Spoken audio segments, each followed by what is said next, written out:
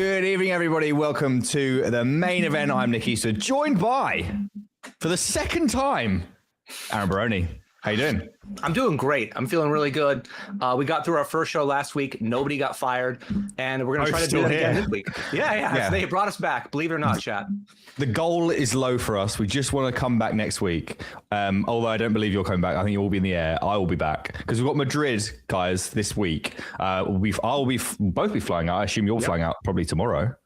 The day after, but yeah. No, tomorrow. Yeah, you're right. Tomorrow. Yeah, because otherwise you won't be there. I'm going to fly out the day after because it's a lot closer for me. And we'll be doing the entirety of 88 Live in Madrid. Very excited. First stop of the year. I won't be playing at all. Aaron will dibble and dabble and then hopefully take his leave and come and join me again because otherwise I've got to put up with Ian Simpson. And I really don't want to do that for 4 days. So I would love to watch you win. But at the same time, I would like you to be sat next to me. Well, I plan on playing a really aggressive style. That way I have a huge stack or nothing. Although, if I did sort of a thing where I just sat there and folded every hand and made it miserable for you to be with Ian in the booth, there's some EV in that too. So maybe my strategy hasn't been decided yet. But either way, it should be really fun for me and, frustrating for you. Yeah, that sounds about right. Yeah. Doesn't take a lot to frustrate me, but at least I won't be playing. So we got that one dodged. Today was the main event. We should lock in. The main event is back. As you can see, guys, below us here, it's very, very pretty. All these things that are happening. I feel like we don't quite deserve the level of production that's been created for us. Maybe I'm alone on that. Aaron looks like he's like, no, this is about right. I mean, maybe we'll earn it in time. I really like it. It looks pretty sharp. It looks lovely. And it has a really cool feel to it. Hello, chat. How you guys doing? I do want to talk about the players that remain because we have a new tradition we've started where we pick one and we see which of our last longer picks does better. I won last week 1-0. And there are 8 players remaining. Should I just tell you my pick now? Do we go through each of them? I mean, we don't have time to go through everybody. We're on a tight schedule. We've got 3 minutes. That's enough to touch on people, but you can, see how you get on. Okay. So I'm going to start at the top of the list that was curated for us. It's the Miri Cadoni. Has a $2,500 bounty. And big. That's all we know. That's literally the only thing we know about them is they've won a bunch of money in this tournament. They would argue that's still the only thing that matters. It is probably the most important thing. Like, are they winning the money? Are you winning, son? Yes. Yeah, it's not bad. It's a good username. I would have liked to have seen a second F, but that's just me. What about Big Bloof? Would you have liked that? I like Big Bloof. Big Bloof, what, with 2 O's and 1 F? That would have been okay. I love how we said that we haven't got time to go through these and then started talking about the nuances of how to spell Big Bloof. All right. Then there's Sunkadunk, who's put in 3 bullets so far. I always like to see people who, when you put in the extra bullet, to me, it just means more courage. You know, because everybody can fire 1 bullet, but 2, 3, 4, you keep getting up there and it just takes more heart to keep clicking. Yeah, you sound like you're blowing your own trumpet there, to be honest. How many bullets do you do regularly? As many as they allow me. Yeah. I was pulled to the side once during an 88 Live event by one of our bosses and told they talk about the time where I fired 9 bullets into the 109 big shot. Was that enough? Yeah, that's probably, it's not great for me. I don't do bullets. There's Father Snakes who put in 2 bullets and they actually won the 10K bounty. Oh, damn. December. Oh, I thought you meant today. I was like, oh God. I was like. That's a spoiler. Yeah, that'd be rough. But imagine if they could win again, month to month, just another 10K, easy peasy. That'd be pretty impressive. Then there's, it's a number. 3009, 3009. Oh, that makes sense. I was trying to read it as a full number. You wanted to, you're 3 million. That's so Aaron. It's like, if I won that much money, how would I say it? What is it? Like that's how you know how our brain works differently, right? Like, strengths and weaknesses. We do cover each other well. Yeah. Pevums is up next. Not bad. Not necessarily speaking to me though. And got second in the 109 Rumble in November for 1263. So this is a pretty big deal for Pevums. Yeah. A big deal for everybody, obviously. It would be a big deal for you if you were there. And, you win all the time. I got 90. Shivs 93. What would you have done if you'd come top 9? Well, I had Josh Manley again. I think I'm going to actually play it and commentate. Okay, that looks good. Yeah, that's my We're plan. actually not going to do that, guys. And Nomad Noel and Shiv's 93. Sorry, Shiv's 93. And it is actually 8 o'clock, so we should start seeing a table in a second, guys. But we just like to come through early and get the picks locked in. Are you happy? Content? You ready to announce your pick? Are we allowed to do it? I'm going to go with Nomad Noel. We didn't talk about them a bit. They were last, but they don't have a bounty yet. And I've been in this spot before where you haven't won a bounty in a bounty tournament. And it feels like there's a big weight on your shoulder. You're kind of mildly embarrassed, even though it's not your fault. You made the final table. So I'm going to pick them out of solidarity and root for them the whole way. Do you know that I have never won a bounty? Did you know Sounds that? about right. I did not know that, but I believe it. So you're talking about them not winning one in this tournament. I've never won one. Not one in a tournament. Oh. I won one in the home game, 42p or whatever it is. Nice. Quality. Good job. I think I got a 25 one actually once, but that doesn't count because it's the home game. Anyway, I'm obviously going for Sunkerdunk. Do you want to remind everyone of why you choose people or how you choose them? Just names. Like if I see a name and I know it sounds good to say, and it's like going to the horses. I won't pick the favorite. I'll just pick the horse with the dumbest name. Well, not necessarily the dumbest name, but just one that sounds like it appeals to me in some way, shape, or form. And Sunkerdunk does that. When I was a kid, I would go to the county fair with my parents, and we would do that with the horse. And you pick the one that sounds fun. You expect to lose and see what happens. We have a table, right? So now we actually get to find out. looks like Sunkerdunk is sitting out, by the way. That's a rough start for you. Yeah, you've also got a rough start, by the way, with less than 3 big blinds. Look, not a great start. It's not how you start, it's how you finish, okay? Yeah, this is true. This is absolutely true. But my one needs to actually turn up. So this is basically about as well as we could have chosen for content purposes. We are going to be all in and call off the rip here, and it looks like we might lose our first player. Shivs is in a lot of trouble here. Needs to see a 9 or a king on the river, and it is one of those, and is going to pick up the pot. Pevens will be thinking about this all day, all night last night. Let's just win that first hand. Doesn't manage to get over the line. Shivs with the double up to over 500k. And look at that flop too. Just you feel like Oh no, Aaron! I can't watch. No, I can't watch, Aaron. It's just so horrible. Is that Sunkerdunk is probably going to still outlast my pick. Yeah, but how is it? Oh, he's back. Yes, he's back, guys. Sunkerdunk. He is here. Ace Queen suited. I don't think he's in the action, but every small pot, it's like a cash game, If you pick up a pot here, even if everybody folds, that's pretty impactful. First of all, if he wins this pot itself is more than my pick stack. So, let's not, if Nomad didn't tank. Pot. If your pick didn't tank, then my pick would have had to fold because they weren't here. You know what? That shows me someone that, this is just like okay, I'm going to turn up and I'm going to play my game kind of player, And if I need to, it's like Phil Hellmuth when he just turns up like a day late to something. He's like, oh, this is just when I felt good, Yeah, that's Sunkerdunk. Like Phil Hellmuth. Yeah, exactly. Except hopefully the plays a little bit better. I'm seeing some things and some stuff from Miricodoni, and I know that you'll understand them way better than me, so why don't you take it away? I think they're going after a bounty. And no.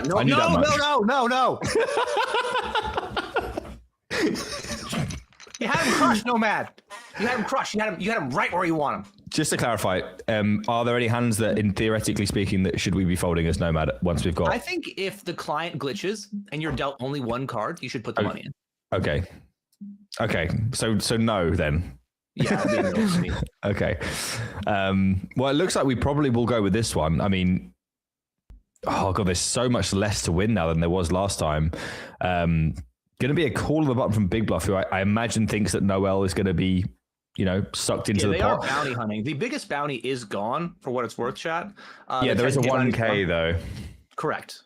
Which is much bigger than the current ladders. Obviously, right now we're paying 801. Next person out, 7th will get 1,068. So that's 250, just a little bit more than that. Additional, a bit of lolly, as we say in the UK. Additional lolly, yes.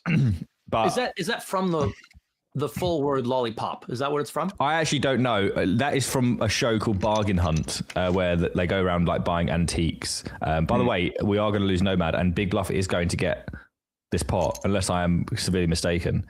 Going for a bluff to try and beat the queen. This is interesting stuff, Aaron. It is. There is a side pot, so it's worth it anyway. That has worked out perfectly. So they almost deserved the 1,000, I would say. And more importantly, the picks are 1-1. The segment picks are at 1-1 because Nomad Noel is out of there, Aaron. And that is the end of your interest here. And did we say there's a bonus point for winning? We did, didn't we? It's a fun time. Aaron's off. I'll take it from here, guys. Hope we don't have a long one. But I think we said there was a bonus point, right? If one of our players won. Sure. Yeah. It has to be, right? I can't just get the same amount of points for coming like 8th if you come 9th. I'm okay with that. I do want to point out the fact that you and I have had at this point 2 weeks of doing this. And each week, one of our picks has been eliminated first in the span of like 90 seconds. We did stipulate there may be a curse. I mean, I don't know what more evidence you need. If something happens once, it might be coincidence. Twice? Yeah. That's just, science. Nailed on, isn't it? Yeah. Right. Let's say hello to some people. Also, there's a free roll password. People seem very interested in the free roll password. I forgot. They want to know the free roll password. How could we possibly have known that? Right. Free roll password, guys. Let's deal with that first before we move on to the next order of business, because there are orders of business. The free roll password is winter888. You work that one out. There is 40 minutes of late reg. It starts in 25 minutes. All these facts are correct and can be confirmed in the 888 Poker client. It's called 888 Poker TV Special Free Roll. You need the password winter888.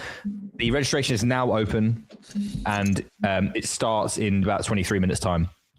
So hope to see as many of you in there as possible. Remember, guys, we do have a special segment as Jack High is not going to be any good for Big Bluff here. We may see check, though, from Miracadoni, and that is going to leave an opportunity for Big Bluff to bluff at this. Is he a big bluffer, or is 1F not enough? I always wonder when they have Big Bluff as a name, will they actually pull the trigger? That's got to be in their thinking when they made this screen name. Here comes a bluff. I don't think this will work. The price is very, very good. Our hand is like, is obviously beating every single bluff. We only need them to be bluffing about 1/4 of the time there to make a profitable call. And a profitable call we do make as we take down the pot, and now a pretty significant chip leader at 6.5 million. Yeah, those two pots have both gone against Big Bluff, and really unfortunate because, if he calls the spot before, he wins a huge one. I was actually really interested to see the sizing Mira picked on the turn there. Like when he went big sizing that pot before he was bluffing, now on the turn he picked a smaller size. That might indicate something. We'll pay attention to it. But I would have played the same as Big Bluff. I would have tried to bluff the river, and I just would have lost more. From my limited knowledge, I would have assumed that the reason that we went small on the turn is just because the king is just so good for us. We opened under the gun. We got a flat. So we're just going to be betting a lot of hands. So we get to bet little and often. Is that fair? I think we can still pick a bigger size given how deep the stacks are. But I definitely want to be betting. We have an all-in from Shivs for about pot, and top pair for Sunkerdunk is going to be more than good enough, and Sunkerdunk needs to hold here. Diamond would do it, King would do it, 9 will not. And Sunkerdunk, by the way, I just want to remind everyone that my pick was in fact Sunkerdunk, knocks out Shiv and moves up towards the 3 million mark on 60 bigs. God, this is a deep final table, by the way. Yeah, $140 for Sunkerdunk as well. I have no stake in Sunkerdunk other than, the very high stakes of the weekly picks. Do you think that they would give us a portion of their money if we picked them or didn't pick them? I don't. Okay. Yeah. At this point, not picking them might be the play. That if they want, so if you make the final table in the future and you want to do well and not have us pick you, send a DM. Yeah. That would work. Reminder, guys, that XL Winter Series begins this January 18th. And we have daily free rolls and a $500,000 rakeless main event. Do you want to explain in as simplest terms as you can manage what rakeless means, Aaron? So there's money that 888 makes, and they use it to like pay our salaries, right? Like as an online operator. And when there's a rakeless event, they make no money from it, and we get no money from it. So it's really good for you, for the players, and it does almost nothing for us, except hopefully in your mind raise our stock a little bit as a company that will offer rakeless tournaments occasionally. So it's a $500,000 guaranteed main event. Every penny that you put in goes in the prize pool. Fair enough? Sound good? Flick yourself in. It is a pretty great deal. It's a good deal. It's something that, sites can't do very often. You can't just give away everything for free. But we're doing this. I feel like we're doing it often. Yeah, I mean, it's most events. Like the third one we've done in the last 6 months. Yeah, the series generally, time to time, if there's a whole series, they'll put together a Rakeless main event. So very, very exciting to see the Rakeless main event come back tomorrow. By the way, guys, tomorrow you can see Snap Attack for the first time. I know everyone's very, very excited. I am correct. This is the first one, right?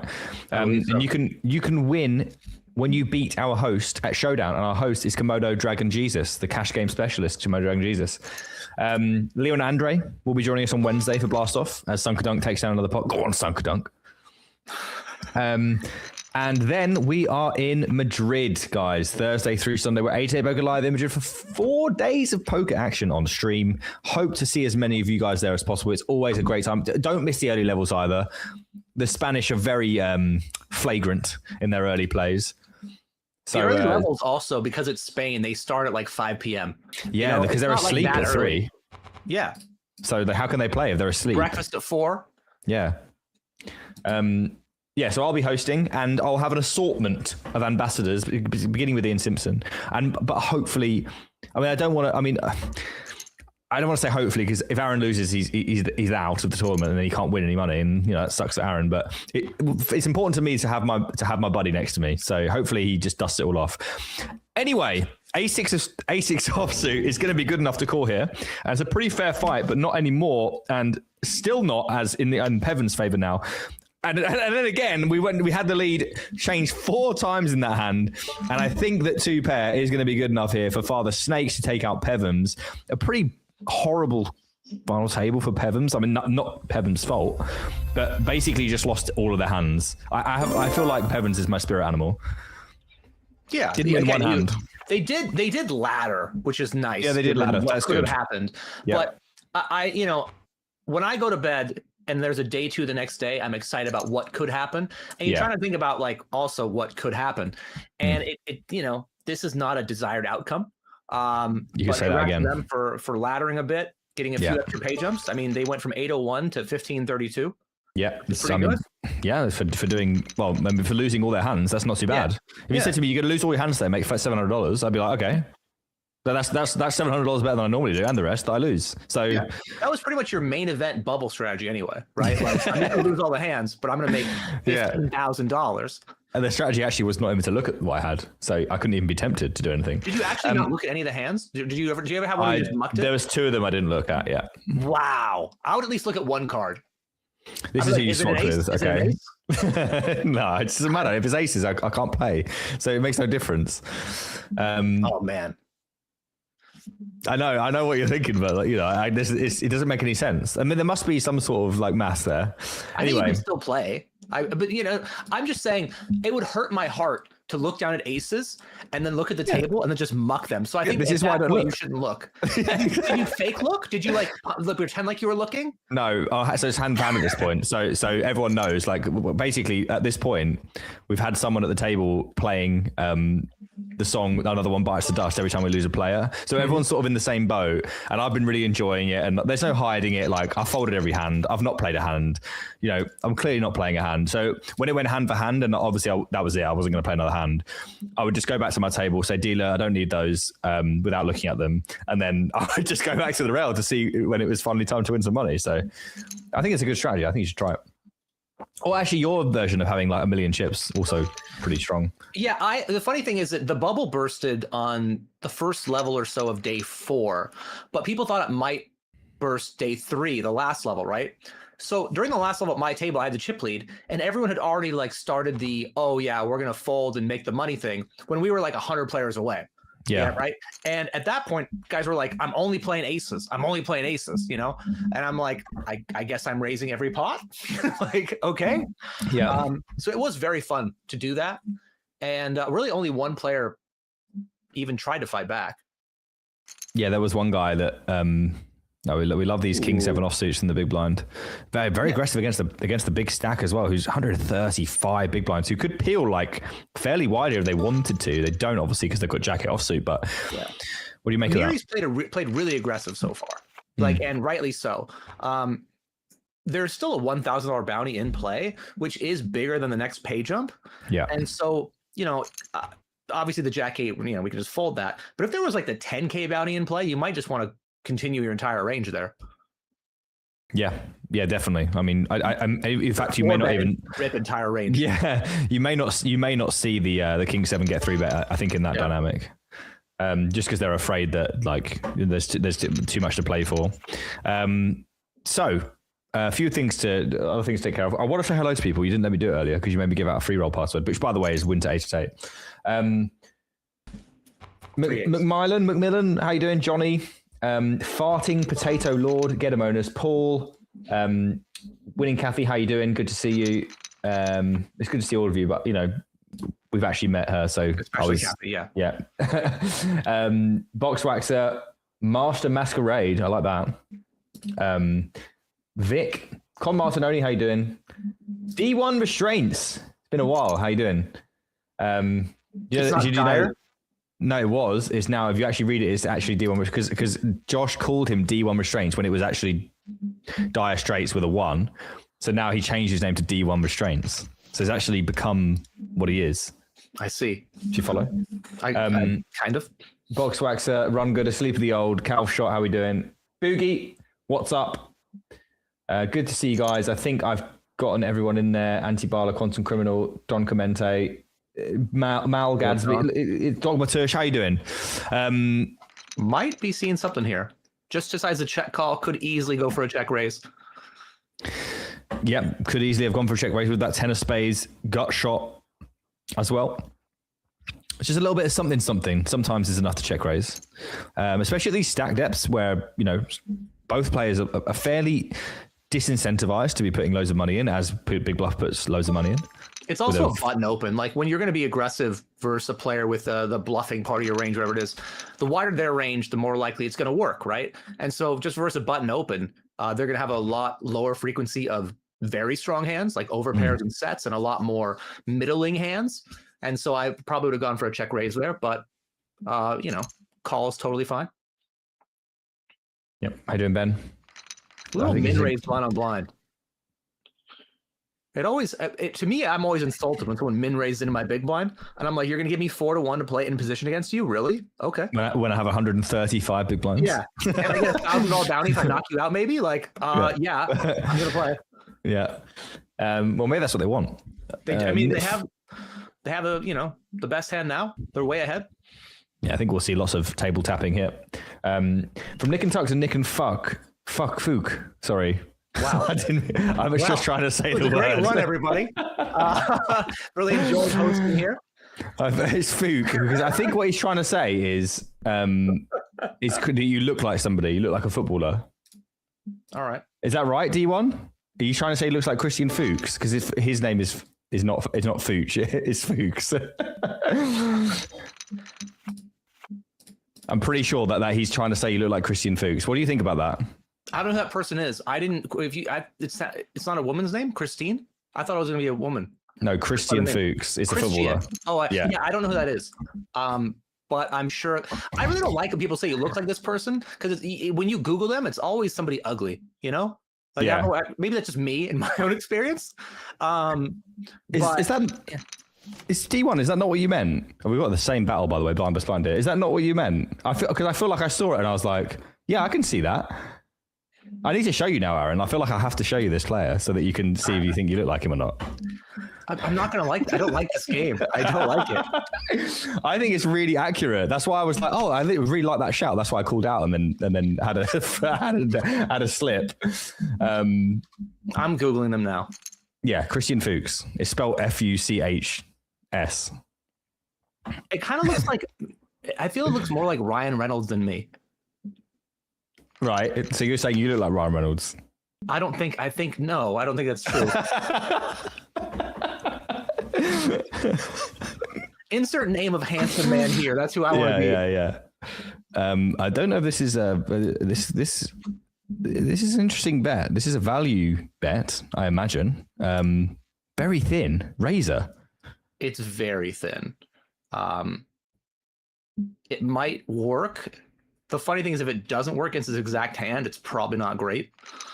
Yeah. And it does. It does work. That's actually pretty incredible. It is. I mean, it is an amazing. I think it's a terrible feeling to be in Father Snake's spot when you pay off the thinnest value bet ever. Oh, I've been there. I think I'd rather just be shown quads. You know, that one really hurts. Yeah, that one's like, oh, it's almost like it hurts so much because it's like, how could you possibly have known? Like, I had like the absolute only thing that you could pip me. You literally have to call a worst ace high for that to be good. And that's what I have. Like, especially when they have an ace as well. Like, it makes it even less likely you can get called by the hand that you're trying to get called by. So that was a really interesting one. Yeah, I feel like that sort of thing happens more live in terms of people gauging the comfortability of their opponent and how what sort of hand they have. Online, it's a lot more technical, but you still see stuff like that occasionally, and it worked out perfectly for Miri. Yeah. Couple of pairs here, but nothing too meaningful, I don't think, here. I don't think 3009 has played a hand yet that I can recall. No, I'm not even sure they've been dealt in. No. Like, they haven't had anything worthy of being, and sometimes it happens at final tables, right? Like, you don't really get any hands, everyone clashes, and you ladder up. Like, that's not the worst outcome. Yeah. Well, I'll take this, what looks like somewhat non-event of a hand, to talk about today's giveaways. And the giveaways that will be fairly consistent moving forward, as Father Snakes, by the way, does take the lead on this river, on the 5 of hearts. And it's going to go for a pretty miniature value bet. I wondered whether this might be worth a little bit more. And I think that will get called. And maybe they wouldn't have got any more from this particular hand, but a decent sized pot over to Father Snakes. Anyway, our giveaways will be thus. We have, in fact, last week it was a bit weird, wasn't it? Because we had the giveaway, we didn't have a wheel, so we had to do 2 keywords. Correct. So we have 4 tickets.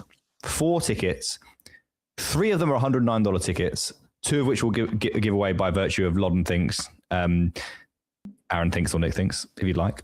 And another by virtue of a keyword. So there'll be 1 keyword, 2 Lodden Thinks. And there will be the Wheel of Justice. The Wheel of Justice will return.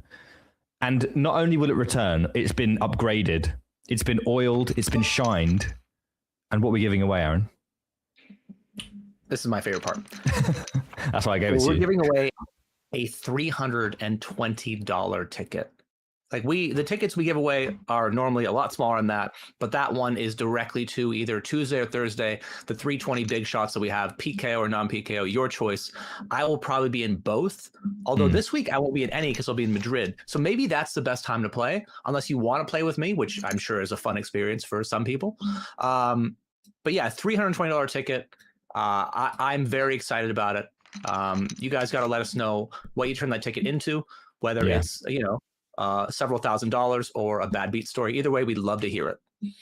Yeah, we would love to. And speaking of bad beat stories, today's free roll, the password for which is winter888. We will be doing a roll call later on, probably in the second period of the stream after the first break. We're going to be asking you how you're getting on. Now, you might be thinking, well, if I'm not in the tournament anymore, I can't tell you how I'm doing because I'm out. Well, you'd be gravely mistaken, because the entire segment revolves around you guys. If you're out of the said free roll, we want to know your story of how you, quote unquote, flamed out in our weekly free roll flame out. That's really hard to say. And we would like you to tell us in elaborate terms as possible, in ways that make us laugh, in which way you flamed out. And by the way, I'm going to take this flop real quick, as the 10s are still in the lead right now, but Diamond on the turn does produce more outs for Big Bluff, does find a non-diamond queen on the river, and that is 3009's exit. 2 10s don't hold up, and we are pretty deep 4-handed here. Yeah, and there was another king queen that was dealt in, right? Oh, there's $1,000 in there as well for the queen on the river, and that's a pretty hefty jump now. And we're pretty much going to be ignoring bounties, I would imagine, from this point, insofar as the players probably won't take them into account with the current ladders. Would you say that's fair? I think they shouldn't take them into account. Like, it's a small thing, but definitely don't want to be adjusting your strategy too much when there's an $800 pay jump or something and a $10 bounty. Yeah. To be fair, it's a $140 bounty, or $40.32, which is the bounty that I won when I knocked out a player in this tournament. And you might be like, well, that's the lowest amount you can win. Why are you so happy about it? Yeah. Because it's money and you like money. I figured that was I'm what not it happy was. about it. I wanted to win the 10,000. Oh, okay, sorry. You don't play this tournament, but no, I don't. when I do, you're right. When I play it and the $10,000 bounty is gone, when I keep refreshing it, it is just a tough moment, Because my whole session is built around maybe I'm gonna win this $10,000 bounty, and then I don't every single week, except I did win it one time, but like that was such a long time ago. Who can remember? Yeah. Scott Mullins, how do I join the spin of wheel, or commonly known as the wheel spin? The Wheel of Justice. That is all the information you need. I don't think I need to. Reading it is probably going to be better than what I would say. Yeah. So the Wheel of Spin, or Spin of Wheel, sorry, that will be done for the people that redeem their channel points in the way that Lime has just laid out for you. But you cannot join the draw today. You can't join it on the day that we spin. You knew that, didn't you, Aaron? Yeah, of course I did. Yeah. So anyway, I was really interrupted by someone busting. We do have a little bit of jeopardy here. Sunkerdunk has turned trips, and Big Bluff does have second pair with a reasonable-ish kicker. He's definitely not going to be, folding this turn if there's a bet. It really just becomes a question of how much more you're going to lose. And like what separates amazing players from great and great from good is, they're all going to lose pots, but they're not going to lose as much as the player, who's a little bit worse than them. Wow. Whoa. Probably better than me because he's not even called turn. That's crazy. It's either a really good fold or like a bad one that just turned out good. I'm not really sure about that one. There's a really fine line, right? Yeah. Genius and insanity, good and bad. We tiptoed it there. Mm-hmm. Anyway, I wanted to talk about, if these players will let me, our segment about the free roll flame out, guys. So if you give us the best bad beat story from the free roll, not necessarily a bad beat story, like we don't want to know exactly how it happened. We want you to describe how you're feeling about it. Yes. Just what happened in a general way. I will submit 5 of the entries to Aaron, and Aaron will choose this week's free roll flame out. And Lime will make a command for the week as the whole current holder of the free roll flame out. And you'll be able to put it in chat. Basically, the idea is it's not who took the worst beat.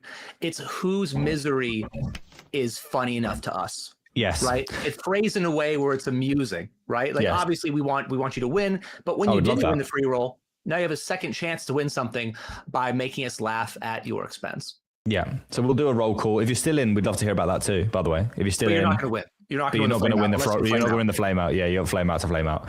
There will be an exclamation mark flame. I'm pretty perturbed that there isn't an existing one because someone did win last week and it was quite funny. The winner last week was the opponent had better cards than me, LOL. That was the first winner of the free roll flame out. And as I said last week, it's become my rallying cry for whenever I lose a pot. Like, what happens? Well, guess what? Opponent had better cards than me, LOL. It wouldn't have won if it hadn't had the LOL. I think that really sold it. Yes. Does it have to be given on a true story? I would like true stories, yes. I would like you to actually be out the free roll if you're going to answer the question, yeah. Yeah. Yeah. Anyway, we managed to avoid loads of action there. We are half an hour into our stream today. Well, a little bit longer because we like to turn up early. I wonder how that will last, but we just want to talk about how the other is doing, and pick our weekly picks, which I believe I've won. If you don't want to correct me, you have won. Sunkerdunk has done amazing, and honestly, like my player started with 2.5 big blinds. So yeah, that was there was this concern that I had when we started talking about making our pick, that we would look to see who had the biggest stack and try to angle each other. Yeah. And it turns out, no. No. We both picked the shortest stack each time, just randomly. And I'm just glad to know you're an honorable opponent here, Nick. Thank you very much for that. You deserve this win. If you'd shown me Sunkerdunk had 2 big blinds, I would have picked Sunkerdunk. That's how I roll. I need that. Oh, this is a great flop, by the way. We're not going to see any action, but as flops go, Father it's pretty up there. I'll be really happy with it. Yeah. I think that'll be that, though. There's not even any hope among hope here. It's just completely whiffed. I think when you have the deck that crushed there, especially with your worst jack, I would just check it over and give your opponent a chance to bluff. A lot of people are afraid that their opponent might catch up, and that does happen sometimes, but you get so much value by letting your opponent bluff that you just want to give them a chance and pick up, extra chips that you might not deserve. Yeah. We have got a very interesting check back here, by the way, by Sunkerdunk, who checks back the 10s. Pretty surprising check. Mostly because this board is just a thing that happens a lot, and we just don't like it. I can see us trapping, higher pairs, but even then they just want to get more value from that limping range. You could also get limp 3-bet, which seems pretty good. So interesting one from Sunkerdunk, who calls the flop. I think big bluff probably going to be done here. This is also fairly interesting to me, this turn bet for small. I think it's exactly what we just talked about. They're afraid that their opponent might try to bluff from the end, and they don't want that to happen. And it puts you in an uncomfortable spot. And a lot of players play this game to avoid any sort of discomfort. But the goal should be to play the game to maximize the chips that you could win, the money that you could win. I mean, I would think so. But again, that people have different goals, and that's totally fine. But I think a check back there would have definitely given him a chance to win a bigger pot. Yeah. Well, that seems fair enough. The better hand for Miracadoni, but probably the happier of the two after the flop is going to be Father Snakes, who can consider liberally putting on some pressure now. Decides to check back, which I find odd. Maybe just didn't want to call a check raise from the chip leader. That seems like the most plausible explanation. And I think now, versus this small bet on the turn, Father Snake's probably going to be looking to peel, and does so. And I think now Miracadoni will imagine they'll be bluffing. Oh, this is, I mean, you know what, Aaron? I'm not sure about this hand overall. I think both players could have taken more aggressive lines. Both might decide to bluff river. One has decided obviously not to. But Father Snakes gets here with one of the worst hands in his range against what's likely a capped range. I mean, maybe Miracadoni decides that they can win often enough in check and could potentially check shove the river with their king of diamonds. That could be an option they're considering. Father Snakes does go for the overbet, no diamond. And Miracadoni's got to be like, well, I obviously fold, but I had the king of diamonds. How is it possible that you want to put this much money in? It doesn't seem like all that likely. Just doesn't spend obviously too much time thinking about it. I think if you're going to want to do something insane there, like check raise the river versus that kind of sizing, then you're going to want the ace of diamonds. Yeah, it's rare to see river check raise bluffs versus 2x pot. It does happen, and everything happens at some frequency. But especially after the flop check back, you wouldn't expect him to be a little nitty on one street and then overly aggressive on the next one. I saw the hand here, just like you guys, and I'm still surprised. And we are getting early submissions for the free roll flame out. It only actually count. I will only be picking from the list of people that are after we ask for the roll call, which will be probably in about 45 minutes time. I know everyone's excited. It's probably the most hyped segment we've ever had. But you have to wait. I do have some sympathy for the fact that you are out first hand, though. That's really funny. But you should use that and channel it into something later. Yes. Yeah. There is extra equity. Being out the first hand is better than being out the second hand by far. If you're out the third hand, nobody cares. But first hand, is pretty good. Yeah. Like if there was like aces first hand and the whole table went all in and you called and lost, like that submission by itself, that fact pattern might be enough to win. Yeah, the free roll has started, guys. If you would like, obviously, because someone's out already. If you would like to join the free roll, the password is winter888. It is 88 Poker TV special free roll in the client. 40 minutes of late reg, so that will be late regging until 9 UK. Did I miss anything? Don't think so. I think you got it all. They did ask if we're playing the free roll. I don't know if we can. I mean, I kind of want to, but I think that would distract a little from my job here. Yes. But then I could enter the free roll flame out. So can you give it that would be, you can't really judge on your own flame out, can you? That'd be a bias. We don't want to call into question the integrity of this segment. I'm the most impartial person you've ever met. Yeah, that is true. You are impartial. But like, you wouldn't want to win the free roll. But that would. Are you so impartial that you'd never pick your own, or would you? If you thought your own was the best, would you pick it? The problem is, I might think my own is the best every time. Yeah, that is definitely the most likely. But you wouldn't think it wasn't the best and then pick it. I wouldn't think it wasn't the best and then pick it. Oh, like I would like actively sabotage everyone else just to win it? Yeah. No, of course not. No. Well, then, what can we ask more than that? Anyway, look, Aaron's not playing the free roll, guys. He's going to pick one of your 5 flame outs later, and we will crown the week's winner when that comes to pass. We also do have tickets to give away, obviously by virtue of other means, before the wheel spin today, and before the highest honor, which is the flame out. Are we going to give that ticket away before the first break, or would you like longer? I think we should probably give one away. What do you think, Aaron? I think every time you ask that, the answer has to be, yeah, we give it away. Because otherwise I'm the bad guy, right? Like, should we give our, like, if my wife and I are like, should we give, our daughter ice cream? And I'm the one to say no. Like, I'm the bad guy, right? Yeah. So I'm not going to let you set me up like that. Of course I want to give something away. Okay. You might want to wait till after this hand's over, because we've got a flush draw versus an interesting second pair here. Surprised Miri didn't 3-bet pre, and now we have this situation. I mean, interesting that they choose not to 3-bet pre with a hand like this and then raise the flop. I mean, obviously protecting their hand, which they assume can be ahead an okay amount of the time, but a strange decision. And now really not going to be very happy with that turn card. I know someone that will be happy though. And that's Big Bluff 81. Big Bluff. Big Bluff. Oh, wow. I mean, you might want to get into this one a little bit. I mean, I agree with what you said before, that interesting decision not check raise there, but not 3-bet pre. And now we have third pair, straight blocker, but half pot behind. He goes for it. This is mistimed. I mean, obviously it's not gone very well at all. And it looks really bad when you get snapped off by a flush. Our line looks very strong, but like, how do you feel about the decisions that led us there and following through the river? So I think that you're going to want to have to bluff, like check raise flop, that sort of spot, bluff turn, bluff river, right? You're going to have to do that because you're going to have some flushes yourself.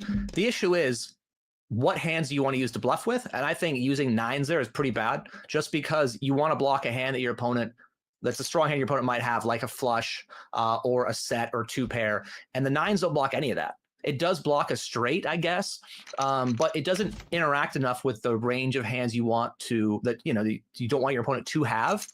And I just think that's not the hand I would use. I think the aggression itself is a good idea. You just want to be more selective of what hands you choose to be aggressive with.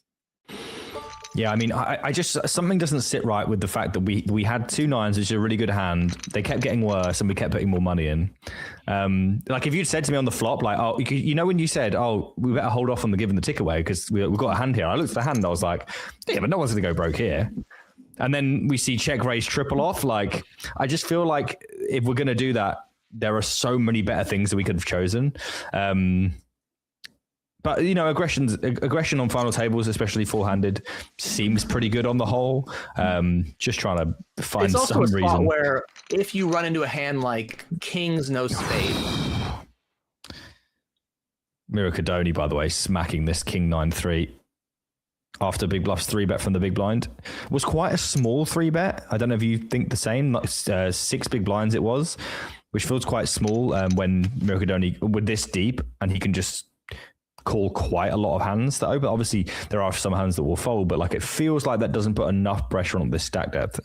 Yeah, you just don't want to get flatted in position a lot, like at these stack depths against it, because of the ICM considerations too. And so you do want to pick a bigger sizing pre. Yeah, Big Bluff's not tempted to hang on there. Does decide to just go for the check fold on the turn. And we are going to do our first giveaway of the day, and it is going to be by virtue of... Do you have a question ready, or would you like me to ask you? No, I don't have a question. I needed to... Oh, sorry. Did you not know this was the job? No, they tell me just to show up and say things. I do prep work. Oh my god! All right, I have a question for you. Oh, perfect. So you can just get yours in the break if you know. Yeah. Because I'm the more professional of the two of us. I mean, it's kind of hard to doubt that now. Yeah, it's like saying who's the better poker player out of the two of us. Yeah, it's the exact same question. Just flipped. Yeah, flipped. Wait, what do you mean? Anyway, so the rules are, guys, we're going to be playing Aaron Thinks. I will ask Aaron a question, and Aaron will answer it as honestly as he can, and he will do his best to answer as, close to the actual answer that he thinks it is as possible. You're not looking for the answer to the question. You're looking for the answer that Aaron thinks the answer to the question is. Does that make sense? You want to get in here. Yeah. What do I think? You don't want to get in there, but you have to. If that makes sense. If you want to win the ticket. Oh, it makes a lot of sense. Anybody who's ever met me. All we can say is that the answer will be Aaron will strive to give the best answer possible. That's basically what I'm trying to say. And so you want to, there's no trick questions. He will just try and answer the question as best as possible. So what I would like to know from you, Aaron, is combined, how many miles will the entire A-State Poker Ambassador team fly or travel to Madrid, just to Madrid from their respective areas this week? Okay. So the members of the team, including by 8-8 team, just to clarify, do I get to ask a question, or do I just have to go with it? I mean the people on the stream team / ambassadors. Correct. Okay. Thank you. Okay. All right. And I appreciate using miles. That's nice. Well, why would I use anything else? You think you want kilometers? I mean, I live in Canada. They use kilometers. Do they? No, miles, please. Do you want kilometers? No, it's miles. I prefer. I'm familiar with kilometers, but I'm miles, please. You can just translate your answer into. I don't care, because miles is the only thing I understand. I don't even understand a kilometer. Kilometers are just weird.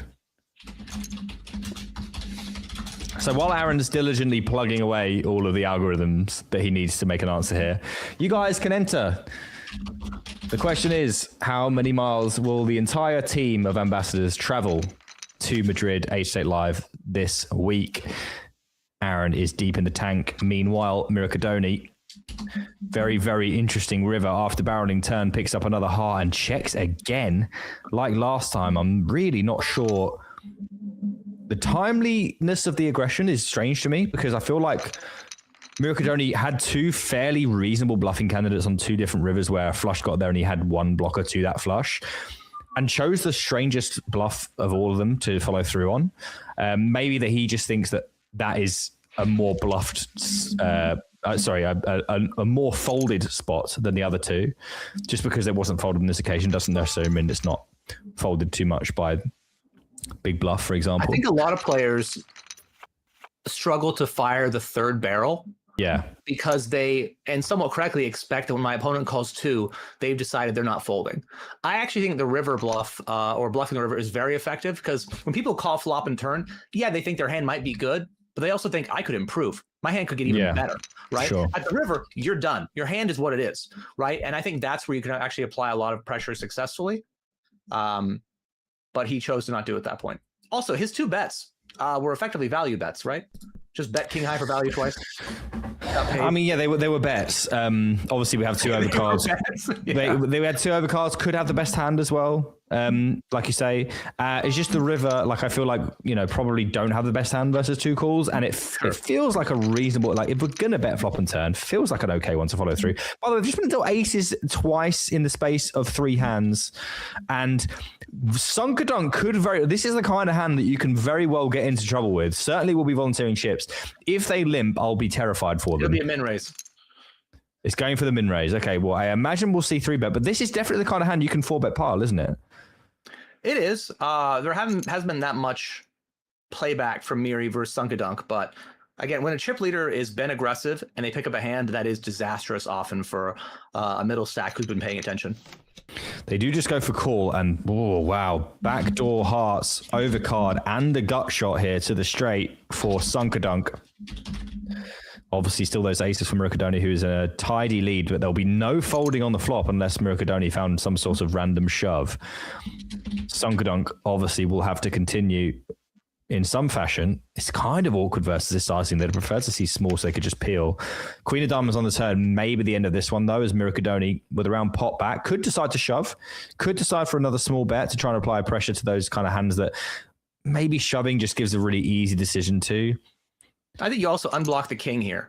And so when an opponent has king jack, king 10, king 9, king 8, they're just not folding. So I think going for the jam makes sense with aces exactly. Yeah. And we do get the fold, which I think makes a lot of sense. I don't think we can hang on there out of position.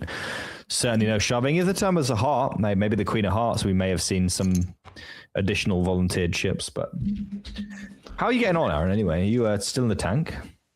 I've been doing my work here. I've been writing You're the worst person to play this game with.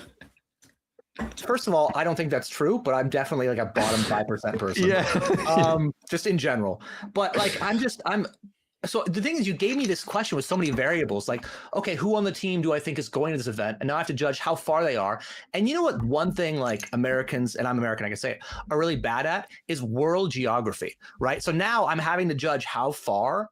Like, I don't know how far you live from Madrid. Like, I have to try to guess. I don't know how far I live. So all my numbers, I think, are going to be really odd, even though it's in the exact like measurement that I need. It just shows that you set me up. This is to show how dumb I am. And I know you did it on purpose. And I love you for it. So thank you. I mean, I definitely did it on purpose. I mean, I wanted to make you struggle because I think last week you just had a bit of an easier ride. It's really well done by you. I respect it. That's the thing is like when people beat me in a poker hand because they played it well and I say nice hand, I don't really mean it. But in life, when they get you, you're just like, You've been outplayed. Tap the table. Yeah. Well, meanwhile, nothing really.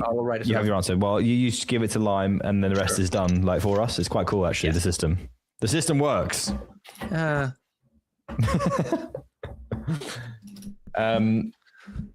So guys, remember the free roll flame out. I see people putting in stuff about the free roll. I don't want to know about the free roll right now. About 1/4 in the next break, after the first break, we will be talking about the free roll flame out and we'll be asking for a roll call in the free roll. But before then, I don't want to hear any bad beats. Save them for the flame out. You don't want to waste it. You want to try and see if you can get on the command list for a week. Yeah, even if you guys say something right now and it's really, really funny, it's not going to win because the humor of it's going to be, it's not going to stand the test of time in 20 minutes when we do it or whatever, right? No. So spend the time, craft it in the way that's like the funniest way possible, right? Pay attention to the wording and the syntax, if you will, and then let it loose when we tell you. Yep. We've got a very aggressive check race here from Big Bloof 81. 10-4 offsuit. Goes for a check raise on the turn, drills the gutter on the river. Sunkerdunk hung on the turn a bit strangely, I want to say. I mean, I know that we can see that Big Bluff has got a big bluff, but King 8 on this board just seems really, really weak. I actually think it's a great spot for Big Bluff to be check raising after flop goes first pre-flop's limp check and flop goes check check. And when your opponent bets the ace turn, like, they might have like ace 5, I guess, maybe, but if they're raising most of their aces they're betting 2 pair and straights and sets on the flop if they ever have those. Like, I think Big Bluff correctly assumed that his opponent's going to have somewhat of a capped range and went for it. Maybe a bigger sizing, but I think he wins that pot on every river. I mean, I'm saying this is one of the biggest Sunkerdunk fans you'll find. I just wonder whether even if we know it's overdone, like, is this the hand that we want to hang on with when we could have so many others? Yeah, I mean, I think that most people don't do what Big Bluff did there. Like, don't go for it. Like, there are a lot of spots where I want to make one decision because, you know, I'm afraid that my opponent could exploit me, but then they just almost never do. And so the times where they do exploit me, it's like, okay, whatever. But 97 times out of 100, it's going to work fine for me. Yeah. Sunkerdunk loves a bet. He's going to go for one here on this Queen 9-9 Father Snakes with a pretty uncomfortable and underwhelming ace high. Lets it go this time. Sunkerdunk cleans that one up nicely. We'll be very happy to win that one. Mm-hmm. We will have a winner for you shortly, guys. We'll have a winner for you shortly. The numbers are being input into the system, and Lime. Basically, I also like to make sure that my questions are as like convoluted as possible, so Lime has like an awful time. Mm-hmm. I think that's really important. At least to me. Like you've got like whatever the opposite of empathy is. You just have that in spades. Yeah, it's really good. We should make that word. Make everyone's life harder around me, and make myself look better by, you know.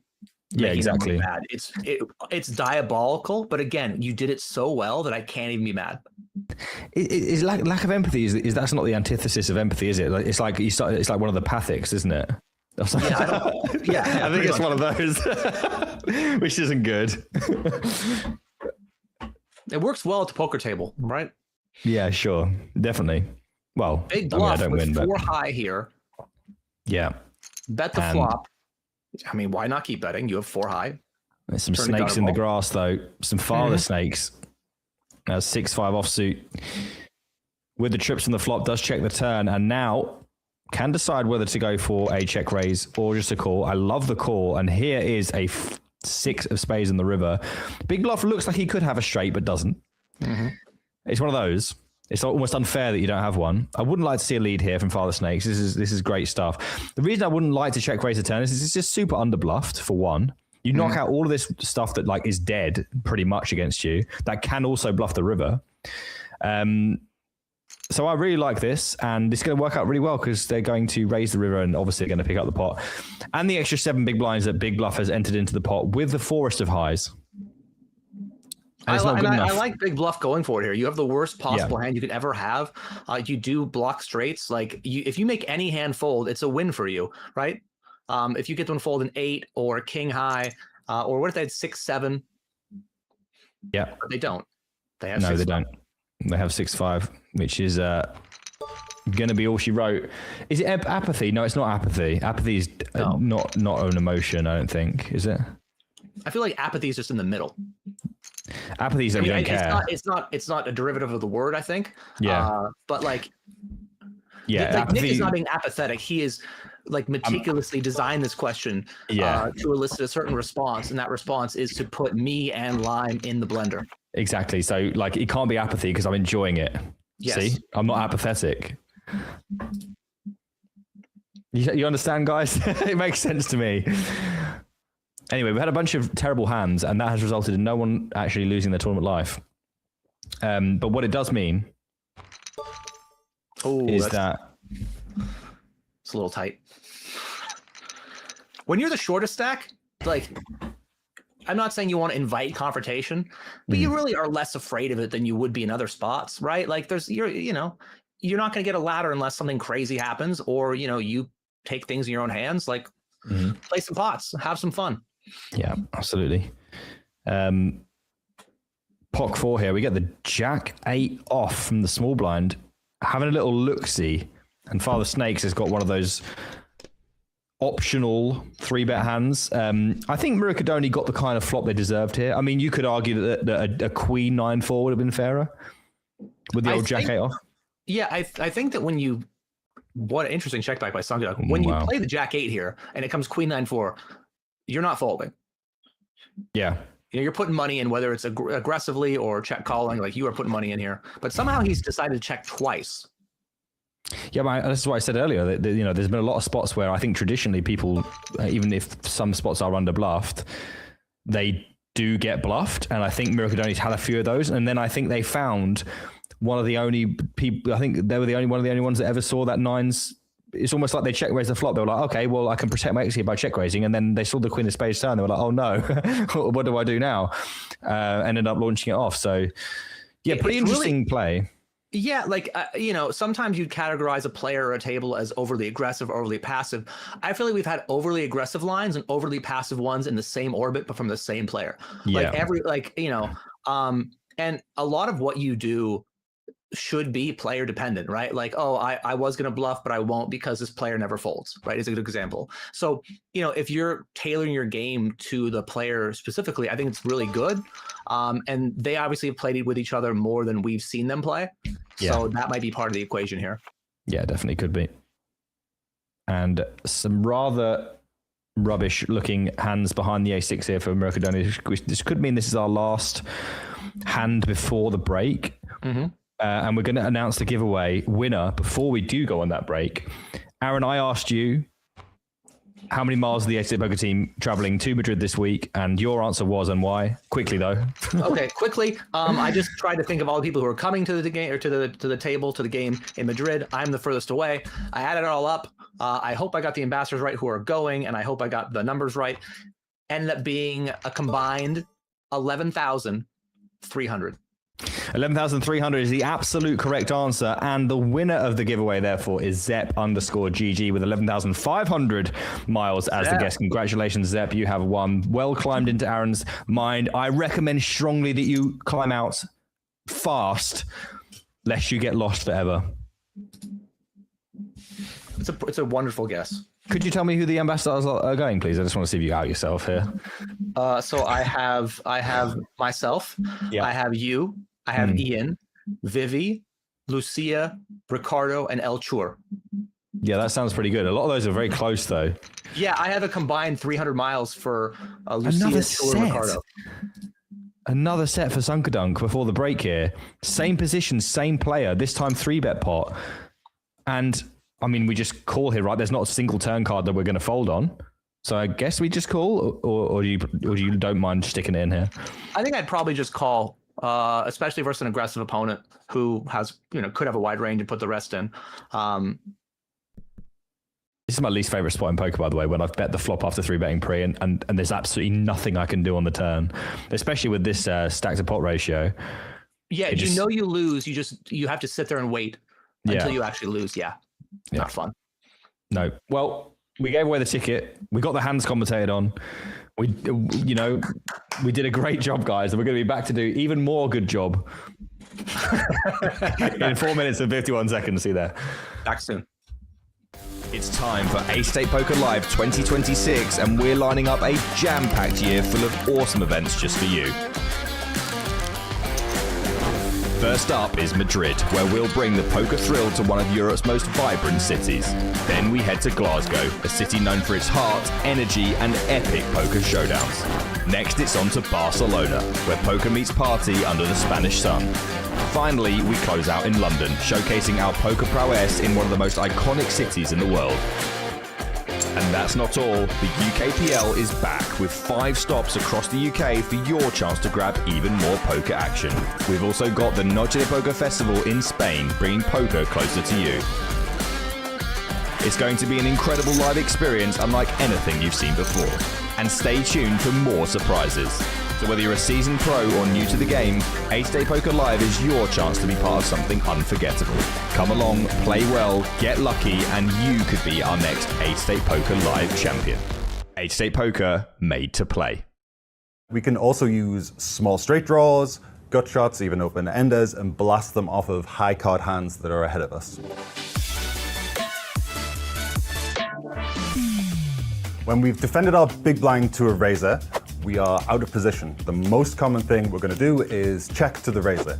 Because we had a discount pre-flop, we have a wide range. They have a narrower range. On most flops, they have an advantage in strength, and they have an advantage with position. We're just going to check to them and then reassess based on what they do. When we face a c-bet, we have to first of all get rid of all of our trash hands.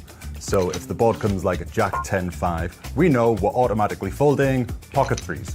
Ace-deuce offsuit, 6-7 offsuit. All of those hands disappear. Then we are left with a reasonably strong range. Our second pairs, our top pairs, some sets, maybe straights, depending on what the board is. And all of these hands have to go into 2 buckets, 2 strategic decisions, check raising and check calling. People often don't check raise enough, and it's really important to check raise enough, both to get fold equity and to get maximum value from your strong hands. Let's say the board comes 2, 3, 4, we check, they bet. We really want to get lots of money in with like 5, 6 with a flop straight or pocket fours for a set. So we are going to check raise those hands. We can't only check raise our very strongest hands. We need to balance that with bluffs as well. Maybe a hand like King 5 offsuit for the open-ended straight draw and the overcard. When we check raise these bluffs, we can make ace highs fold, and that's great. We can even use them as multi-barrel bluffs down the streets and maybe make them fold a pair on the correct runouts as well. There are times when we don't check raise very much at all. If there's a lot of ICM considerations and we're covered, or if the flop is just particularly good for the pre-flop raiser. If the floppers came ace, king, 5, the pre-flop raiser has loads of top pair hands, loads of the best sets and the 2-pair hands. They have a big advantage. So we're not going to check raise very often at all here. We're going to decide on our trash and just fold it and do a lot of just check calling. If you're in the big blind and you call a raise versus an under the gun raiser and it comes ace, king, 5, having a donk betting strategy leading out instead of checking is not viable, not mathematically speaking. They have a really strong range on ace, king, 5. We have a relatively weak range on ace, king, 5. If we try and construct a leading range, it's going to be incredibly difficult to balance, and we're betting into a big disadvantage to their range. So it's not going to make you money in the long term. Some of the situations where we can construct a leading range is when the flop is beneficial to the big blind.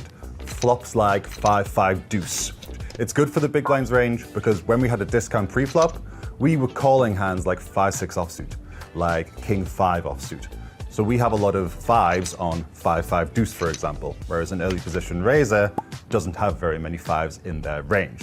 The reason we donk bet is to prevent them from checking back strong hands when we have a nut advantage. It allows us to maximize value from our strongest hands and maximize fold equity with some of our weaker hands that do have some potential to make something good on later streets. So when we've defended our big blind and it goes check, check on the flop, we need to assess the turn card and if it's best for us in the big blind or if it's best for the pre-flop raiser. If we think the flop and turn are particularly good for our range, we need to construct a turn probe or a turn donking range. We can use hands like top pair, really good kicker. We can also use small straight draws, gut shots, even open enders, and blast them off of high card hands that are ahead of us. So we're maximizing our value with our best hands and maximizing our... Welcome back, everybody. Myself, Easty, and Aaron Baroni. We said we're going to use our real names for this. I'm Nick Eastwood, and this is Aaron Baroni, and we are professionals commentating professionally on a final table. How you doing, Aaron? Professional Have a nice table. break. I did have a nice break. Got another beverage. Just feeling good. I realized recently I don't drink enough water. Yeah, you know? I always find myself realizing that, and then I'm like, oh, the tap is so far. Yeah, like I realize at the end of the day, every day, and then I'm like, I guess I'm just trying to chug, a bunch of water now, and it's too late. Yeah, and then you need to wee instead of sleep. It's dreadful. Yeah. So naturally, I got another Diet Coke. So yeah, nice one. Well played. Thank you. Well, I'll make sure you drink lots of water in Madrid. How about that? I appreciate that. I had this problem when I play live poker. Is I have the online poker bladder now, where I like every hour I have to go, and in live poker you can't do that. Right? No. I'm like, should I had to learn. Like, should I just get up at the hijack or this is a good position for me? Should I wait till EP? Yeah. But see, so I during the WSOP, I felt like I won a lot, and I started keeping track of how many hands I won, like all ins I won, versus how many times I saw people not wash their hands in the bathroom, and it was surprisingly close. Oh no, you hate to see that. It's not great. No. Well. Alas, we are going to shut this one down. Big bluff. He's going to take this one. I haven't really seen that many river bluffs from the entire table. We saw the one 2x pot from Father Snakes, which is pretty rare to see the only bluff be a 2x pot one. But other than that one, I think it's been a lot of people just shutting it down. We saw a 9-9 bluff. Oh, that's true. That was pretty spectacular. It was a multi-street bluff too, kind of, at least for Turner River. So, entering the second hour, I was led to believe that these, not that we're complaining because we love being here. You go, but basically we Yeah, we were potentially told that they would, 90 minutes to 2 hours. We so far we had last week, which took a long time. I think it was like 2.5 hours. And then this week where we had, we've got this situation where it looks like everyone is pretty healthy and lots of playability. And when you have this kind of situation and there's money pressure or there's ladders, generally things can slow down in terms of like confrontation. I know we've had some fairly significant bluffs. Like you said, there wasn't many, but there was a couple of, fairly large ones on the river.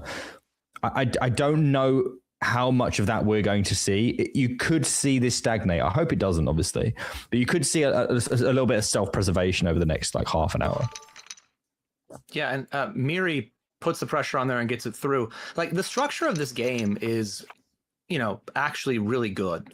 And not obviously, not all final tables feel as deep as this one, but I'm pretty happy that we have such, like, the structure allows for this level of play. Like it is a little more work for you and I guess, but you make a big final table, you'd like there to be play to see flops, turns, and rivers, and have all options available to you, and that's what's happening here.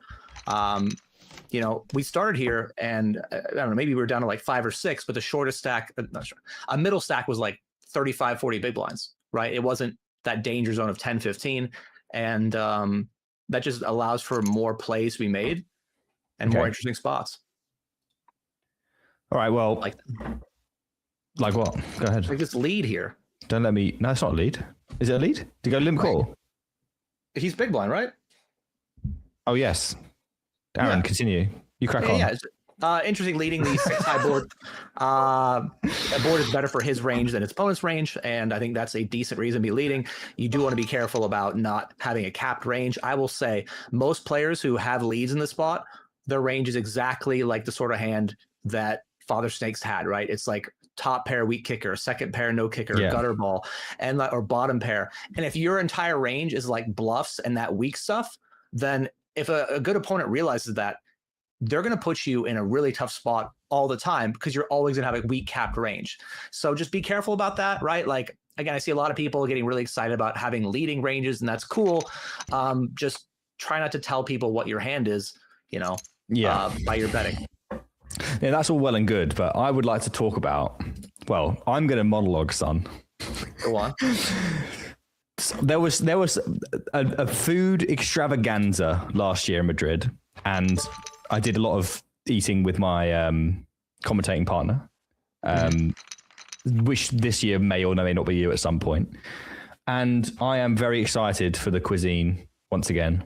I don't know if you guys have ever been to 88 Live in Madrid, but it is in plop in the middle of the Gran Via, which is like the busiest road in Madrid, maybe in Spain. It's pretty beautiful. The buildings are lovely, and the food is quite spectacular. And you are a foodie; you love food, so I am hoping that you might whisk me away. Your wife's not there, so you've got no whisking to do without me. I am just saying. I know that we had a thorned Ray together. We did. I'm not necessarily saying I want another thorned Ray, but I am prepared to be whisked. That's basically because in the dinner breaks in Spain, like everyone's got to have their dinner. So, and they will have it like 9 or 10 p.m. So basically what I'm saying is on those breaks, I would love to, go heads up somewhere. So you're basically asking me out. You're like, hey, let's go. Okay. I'm hoping you say yes. There are 2 problems. Okay. First of all, I'm not saying no. Will Father Snakes turn into a bluff here with a hand that's very low in range? Nope. Nobody wants to do that. Okay. I'm the only person who sees every spot. I was like, oh, this is a fun bluff spot. Well, maybe you're just low in range way too often here. Well, that's just because the runouts are bad for me. I thought you'd understand. Yeah, no, I do. Except you always win money, and I don't. The only problem I have is that I've never been to Madrid other than like a layover. So I don't know where things are compared to Barcelona. I don't know where the good food is.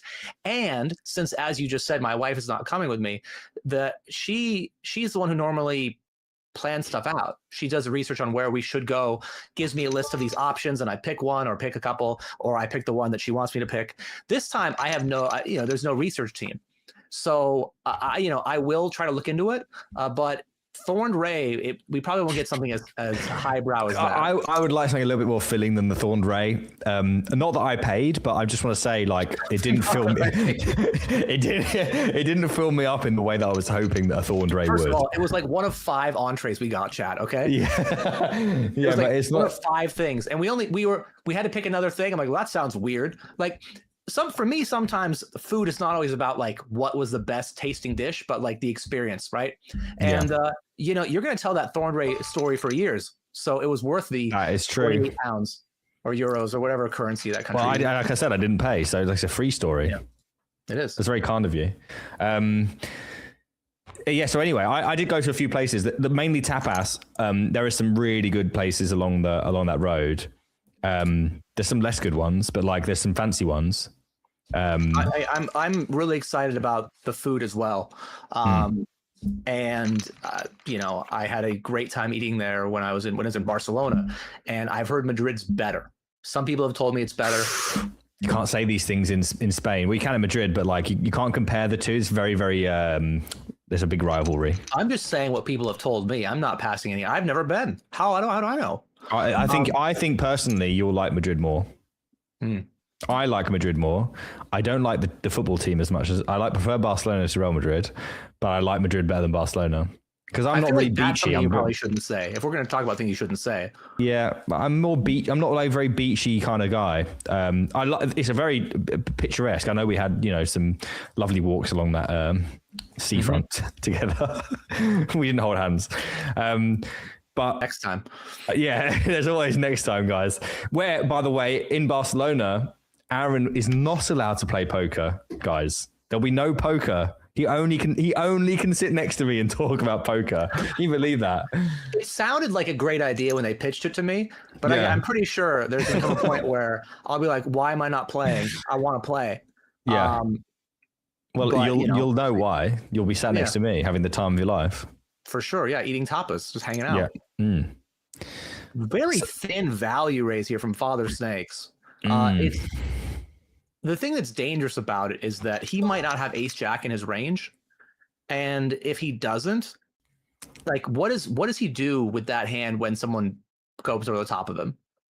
Right? Like, obviously, Miri has nothing there, but it might get value. It also opens up another possible way for you to lose the pot. So you do want to be careful about that. But resulted in a big nothing burger, I guess. So we'll move on. Nothing burger announced. Apparently there was a prediction because there was some basically Lime made an error earlier, so we had to rectify that with another poll, and the poll was who is going to speak more. And then I went on a monologue about Spanish cuisine, and I think everyone lost their points based on that monologue. Sorry, guys. What a shame. Oh, we have an interesting flop here though. Sunkerdunk with only like 3 times the pot back here, and Father Snakes obviously with aces. There's been a lot of aces. Not a lot of people have fallen foul of the aces yet. But I mean, it's going to be tough for Sunkerdunk not to lose. Well, they're going to lose at least another big blind unless they hit a diamond. Obviously, ace of diamonds in Father Snake's hand as well is very helpful. 9 of hearts is bringing in a gut shot for Sunkerdunk too, which might mean that they need to see another river here. See another card, or it might mean they just donk the turn. These things are up in the air. They go for the lead for a small sizing, and now Father Snakes with a pretty interesting decision between call and raise here. Would prefer just call. You want to let the bluff stay in there. You do lose to obviously straights and a 10 at this point, a queen now. Again, no one, like, people have rarely fired the third barrel here. Would you describe Sunkerdunk as low in his range? Lowish. No, this isn't going to work, sadly. Maybe shove might have worked. Definitely possible. I think shove would have worked, yeah, but we can see the cards. My! Wow! Got the fold for that is unbelievably cheap, by the way. Like, guys, when someone bets about 1/3 the pot, you only need to call, like, what is it, 20% of the time to win, to be profitable there, to be ahead. So, like, if they're bluffing more than 1 in 5 times, you are just You are just making money by calling. So to be folding there, you have to be pretty sure that it's never ever a bluff.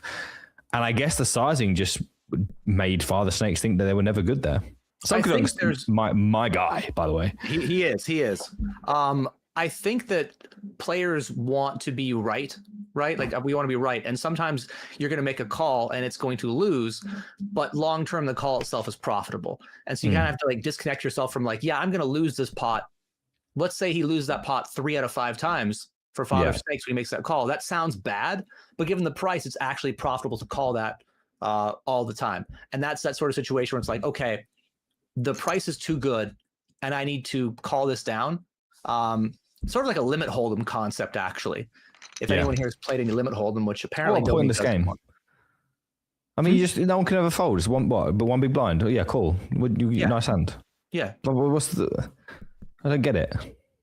Well, it's a technical game. It's not like a river game. There's Oh no, I don't like technical stuff. Right. Do you know what I do like? What do you like? I like the free roll flame out. Guys, it's that time of the week where we ask you how you're doing in the free roll. If you're still in, we want to know about it. If you're not in, we would like to know why. In as grandiose a way as you'd like to describe, what happened to you in the free roll to result in you not being anymore? I will volunteer 5 of those answers to Aaron, and Aaron will choose this week's free roll flame out champion. And your description of your exit in the free roll will be on Ace State Poker's command list for a week under !flame. Is that something that sounds good? Like tomorrow night, Komodo is going to be doing Snap Attack, and you can go on there and go !flame, and Komodo's going to be like, oh my God, what do you mean? What happened there? And then you're going to get to tell him exactly what, I mean, it sounded probably a little bit cooler in my head, but you get the drift, guys. But we're still talking about last week's submission, and I'm going to keep really it up. Yeah, it's exactly. going to live in the lore of our brains, and we're going to repeat it to each other at 8 events. I just had an amazing idea, Aaron. Go on. What we should do, is at the end of the year, get all of the free roll flame outs. We can write them all down and then do those tournaments where it's like this one or this one. And you go, oh, that's close to this one. And they go through to the next round and we get a champion. What do you think about that? I love it. Absolutely love it. It's a bracket. Yeah. By the way, we can have votes on it. We can have people vote on it. Yeah. Sorry, you're talking about cards. Wow, this is another example where I think both players could have been more aggressive. Father Snake's obviously trapping the whole way after defending pre, but I like Big Bluff could have barreled turn, shoved river. He checked back turn. He could have shoved river over a bet from Father Snakes. That pot is much smaller than I expected to be from both players' perspective. Yeah. And that's kind of been a theme here. Other than the pocket 9's hand, a lot of these pots have played smaller than you or I expect. We expect a little more bluffing and even a little more value betting, but that just hasn't been the case, at least not so far. Yeah. Guys, I'm seeing some answers in here. I want to hear more. Are you still in the free roll, guys? If you're still in the free roll, tell us where you are in the free roll, how you're getting on. If you're not in the free roll, then you can participate in the free roll flame out. We want to know how you busted elaborately. Not necessarily the story of how you lost, but how you feel about losing and stuff like that. Keep it creative. Also keep it PG, guys. If you really think I'm going to read some of these things out, you must know that I can't. Yes. I know that I said a word I shouldn't have said earlier. I didn't mean to. I got baited into it. It's not my fault. Correct. It was a trap. It was a trap. It was a completely honest mistake. I won't be reading out any non-PG answers. So if you want to win and be in a chance of winning the end of year free roll flame out champion next Christmas or something, then you need to enter. Anyway, pretty good flop for 4 deuce for Murukadoni here while we wait for a few more entries. Yeah, and Sunkadunk has ace high, backdoor diamonds, backdoor straight draw. I wouldn't expect him to fold. Again, I don't think people like betting as much as I like betting. I think that's just the takeaway from today. I think that the line is somewhere in between those two things. Clearly, I think that betting this board with a vulnerable 2-pair on a dynamic-ish board is just way better than checking, because this can happen. If you have top 2 pairs, slightly different, but 4 deuce here, now, you're going to check back. Maybe you could have got 2 streets of value. You've gone bet flop. Obviously, they're not folding. Maybe they call again on turn. Just seems a little bit lacking in aggression. Even the river check back, I actually understand it. I think that's fine. But when you're in that spot, give yourself a second to think about, well, do I think they might call ace high?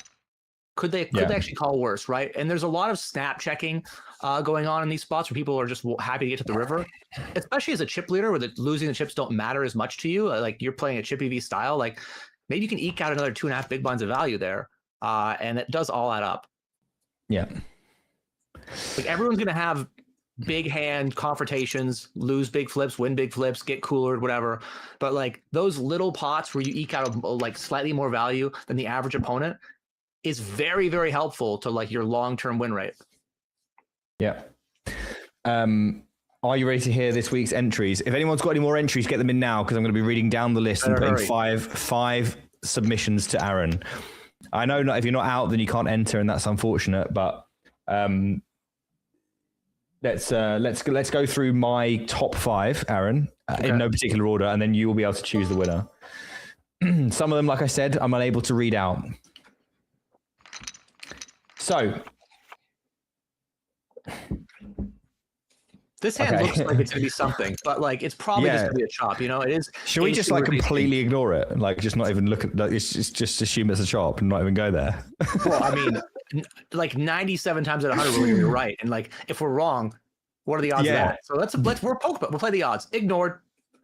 Well, the thing is, if they could have made a clip out of someone getting 4 flush and we didn't do it, we might get sacked. I think it's worth just doing the hand, just in case. Sungadug's all in here, guys. Anything could happen. Mirakadoni has exactly the same hand. They both have 1 live suit. Will either of them make a 4 flush? Sunkadunk has the ace of hearts, but it has the king of hearts blocker in, and it's over. Right.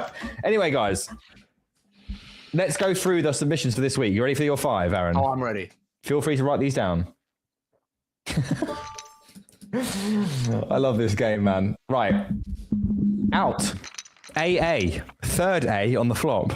Rivered by a 4-outer. Thumped my desk. Knocked over a full glass of red wine. Okay. I'm not going to read that one. That's way too long. I can't read that one because you've said a naughty. Out cause donkeys keep going all in, blinded out. Okay. All right. Okay. They're the same one. All right.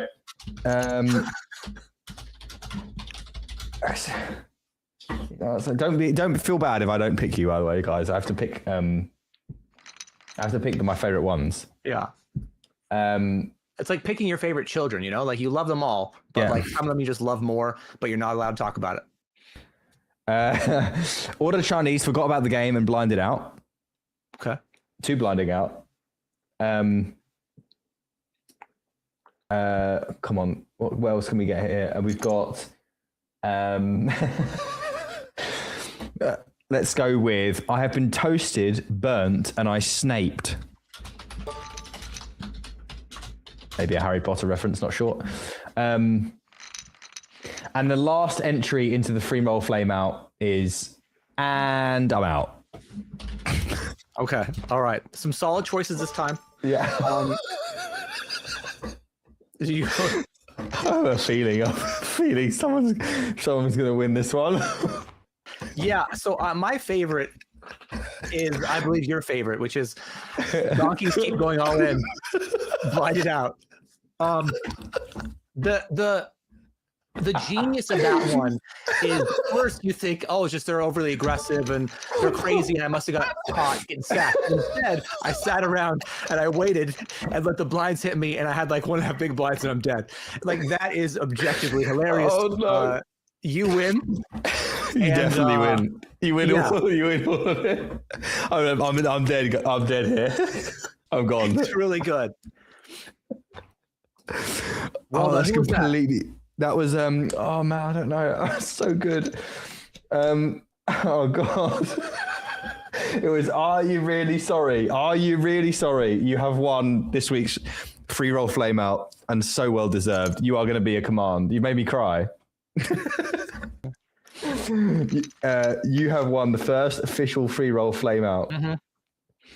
Oh my god, how can you not win if I'm in full tears? It's really good. And that, like, this is for you guys as well, you know, but it's kind of for us. You know, like we got a certain sense of humor, guys. Yeah. Oh.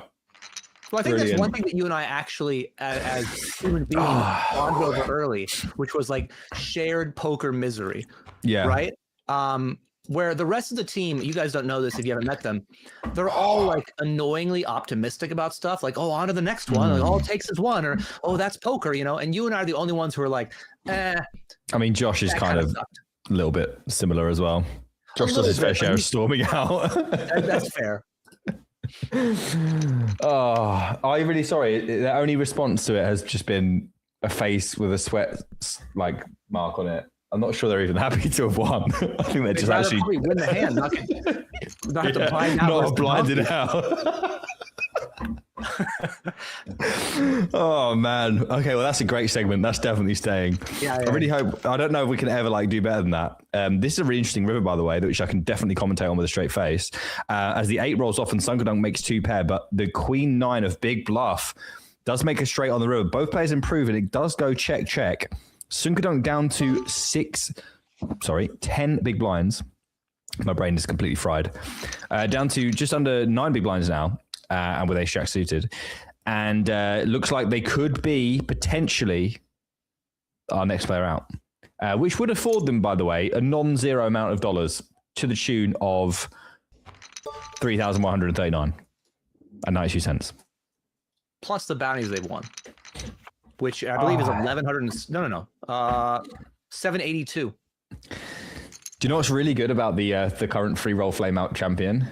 Is that if you read it in the chat, it's out cos donkeys keep, but keeper's missing an E. It's just a space. So I don't know how.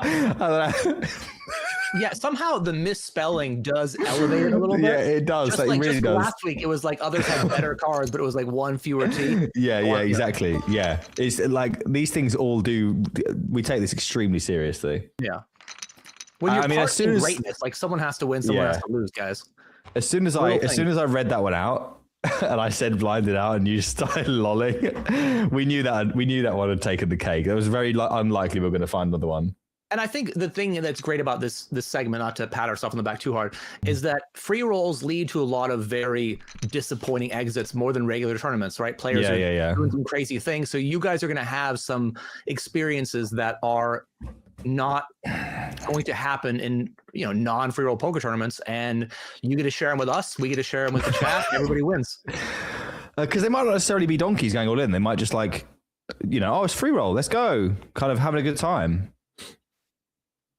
Yeah, there are many possibilities to why, what happened and why it happened. Do you know what I'm most happy about? It looks like this potentially wasn't even an entry. It was just them saying how they felt, and they've won, and they're like confused by what's happened. It's really, really good. It's almost perfect. I think this, if we do end up doing this at the end of the year, this round robin, or like the bracket system, I think this will be up there. But I don't think we'll be judging it, so it's hard to say exactly. But it is really good. Is it better than last week? Could be. I think it has to be, right? Because I've just completely lost all my composure. I hope that we have this feeling every week, though. Yeah, it might be the newness of it, Yeah, it could be. Because like, what if that wasn't there? It would have just been, I don't want to think about that. We've had it now. Anyway, this is a pretty interesting board. 10 Jack 5 with 2 spades. Queens for Father Snakes. Something the Queen has of Spades, the overcard, has the backdoor flush draw, has the gutter ball. Yeah. Can imagine this going in. Sorry? It does not. It goes directly into the muck immediately. No consideration of any other option. Sunkerdunk. I mean, we know that this was a very, very good time to fade something. It feels like we just had a little bit too much going on to just let that go for that small of a bet.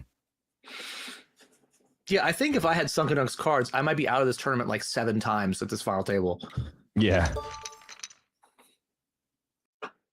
But each time, it seems like each time the aggression or the tighter fold has been the right play, which is frustrating for us because we're like, no, you should be more. Oh, it's a good fold. No, you should go for the bluff here. Oh, it wouldn't have worked. We have 4 suits playing here. This is a really exciting all-in compared to the last one. Anyone could make a flush and it would be good. That is true. Father Snakes does have 2 spades, though, which will hurt Big Bluff. True. We're really grasping at straws here, guys. We haven't had a knockout for about an hour, and we aren't going to get one here either. And looks like we're going to be chopping this one up. Sunkerdunk stays alive one more time. Has been all in twice, but you sometimes we say all in and at risk. Technically they are, but there hasn't been much. To be all in twice, that's quite not risky considering the things that can happen. We may see some stuff and some things here though. Sunkerdunk will be hoping that we do. Some hands that can get frisky. I mean, one of them is just kings, but the other two have some playability in their positions, especially Father Snakes, who could 3-bet here. Yep. Could 3, could flat. Don't expect to see a fold. We see a 3, and this is actually probably going to save Miri. Yeah, Miri now. I mean, you could imagine if Father Snakes just like folds or calls and Big Bluff goes for a squeeze in the big, you know, you could imagine Miri maybe going all in, like potentially. This is a strange sizing. Any merit to this, or is this just like I'm pretty much all in, whatever? Bit of a clicky thing. Like there's no, you know. Well, a click would be like 12 bigs, though. It was 21. Well, yeah, I just meant in terms of clicking random buttons. I don't like how you don't use click as a click should be. You can't just say click for any size. I think than people actually use it. Okay, well, click to me is literal clicking. Yeah, but I think that in that spot I would either go for the absolute click as you're talking about the min, or I would shove. I really wouldn't have any other size there, just because I actually think that his size looks somehow stronger than just going all in. But yeah, you know, sometimes people will do that with like aces, kings, but they'll just shove in with like ace, queen, ace, king, tens, right? And again, if a player does something like that and you can pinpoint what their hands are, it makes it a lot easier to decide what you're going to call with what you're going to fold.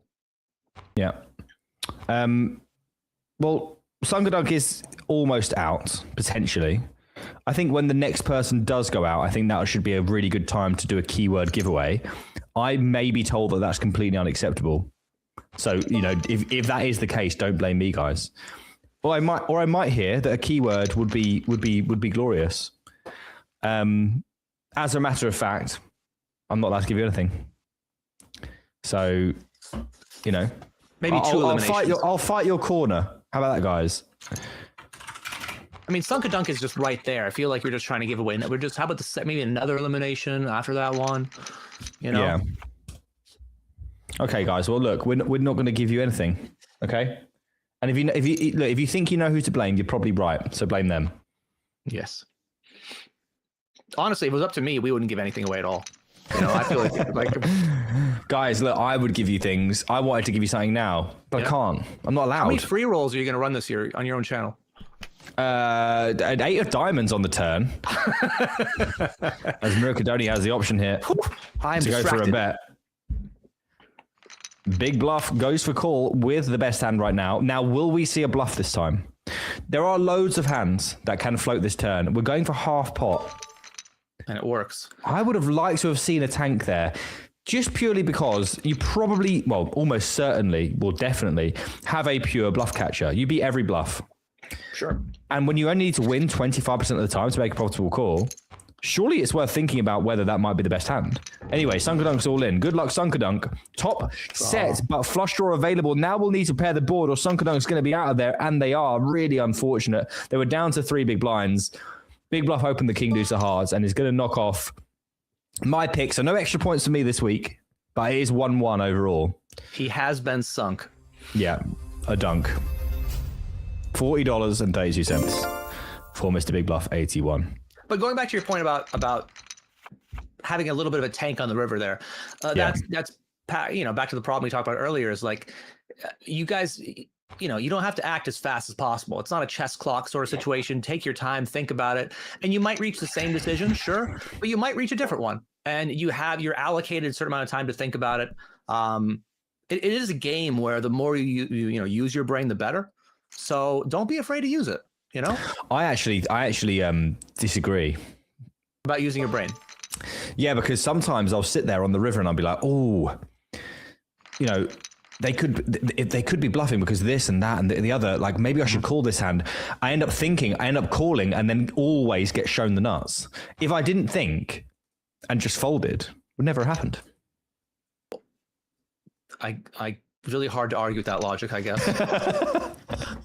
Well, there you go, guys. Thinking overrated. Confirmed. You know what? Turns out you're right. Don't think at all. Yeah.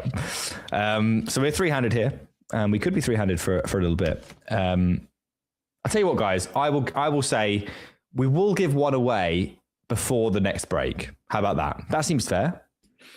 I can commit to that. If they don't like it, then we'll do it another time. But that's when I'm saying that I can do it for you guys. Our Before the champion. The people's champion. Two Right. players have what they believe is not showdown value. We'll see if either of them decides to bluff. Well, one of them's playing the board, and the other one is not playing the board. And it turns out the one that's playing the board is going to win this one. I mean, that seems fair, considering they were the first to wager significant chippage into the pot. Yeah, in a battle of two players with even strength hands, the aggressive one's going to win. That's normally how it works. Did you not hear me say that one of them is not using the board and one is? That's true. They were different strength hands, although they both thought they had the worst hand. Yeah, well, I mean, Only one of them could. I don't want to be running a show where we don't give accurate information, so I'm just making sure that you knew what you were talking about there. You just try to give away a ticket, man, and then you had to backtrack. Okay. Whoa. He's had enough. This is the I've had enough 3-bet jam. Oh, yeah. This is very strange. We've not really seen anything out of line from Father Snakes. Maybe Miracadoni. I don't know if I've been paying like exact attention to every time it's folded to them, but maybe Father Snakes thinks it's just unbelievably way too much overdone. It's the potential. Maybe it's been opened every single time, and they just think that 10-9 offsuit's doing fine. Also, he hasn't done well in the blind on blind spots. It's been a lot of like raise defend, and just he loses those pots. I can think of losing most of them except for one with the king 7. So you know, I think if those pots were going more his favor, he's more likely just to defend the 10-9. But he's doing what you're thinking. Like, you can't always have it. You're raising too much. I'm the short stack. I'm all in. Yep. And king 4 here for Father Snakes, who pairs the 4. Miracadoni with a green card, but that's pretty much all we can say about this, I think. Got a backdoor straight draw. Yeah. Under pair draw. I mean, the thing is, his really big bluff with the 9s, it did not work. It went as poorly as possible, and so you kind of wonder if they're going to shrink up a little bit. As poorly as possible would be unfair, I'd say. Like, it wasn't like they were trying to get them to fold a flush. If they call the top pair, that's gone pretty badly. I would say that's as poorly as possible. Getting called by a flush it's not really a measure of whether something was good or not. There was a certain amount of chips they could lose that hand, and they lost as many as possible. That's results based, man. Yeah, I'm saying it went as poorly as possible in terms of chips won. But because of that, they might turtle up a little bit. But I know we're maybe beating a dead horse here, but do you not think it could play into their mental a bit more if they get called by like top pair or if they get called by a flush? Because if I get called by a flush, then I'm like, oh, that was a bit, I should have probably done that. Like, well, they had a flush, like whatever. If I get called by top pair and I've done that check raise triple off, I am gone. My head's on Mars. Yeah, I guess there's a mental game aspect to it that could be an additional factor. But so many of these small bluffs on the river, by the way. Yeah, and he doesn't know he's bluffing. No. Bit strange though, because anything better than a 7 is going to be tempted to look this up. And like, therefore, maybe a larger size makes sense. I don't know. I think that this size is kind of odd anyway, but versus like a small blind flat, there aren't that many bluffs that he could have, right? There's ace high diamonds that probably doesn't turn the hand into a bluff. There aren't that many weaker diamond combos. Like, you know, I think it's fine. I also think that you actually might get your opponent to fold a jack or an 8 or a queen even in that spot, just because of how we've seen everyone play, which is like, you know, not considering size of bet before deciding whether or not to call bet. Yeah, that's fair.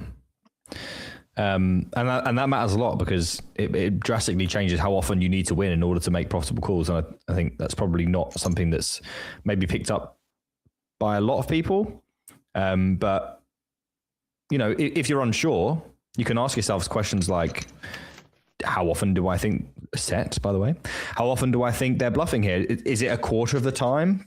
You know, am I getting the right price if I think they're bluffing a quarter of the time? Because you can pick out a few combos that they could be bluffing with. Obviously, the value will be fairly clear. It's just worth thinking about when you're facing a bet with a hand that beats all of the bluffs. If you beat all the bluffs, it's always worth thinking about calling, I would say. Is that fair? Yeah, and I have a friend who, I mean, you have fun. Okay. A friend who plays like cash games, and he'll send me hands occasionally, and he always just wants to be right on each street. Like on the flop, the guy bet into me. I had second pair. I figured he had top pair, so I folded. And I'm like, what was the price? What? Yeah. Like what odds were you getting?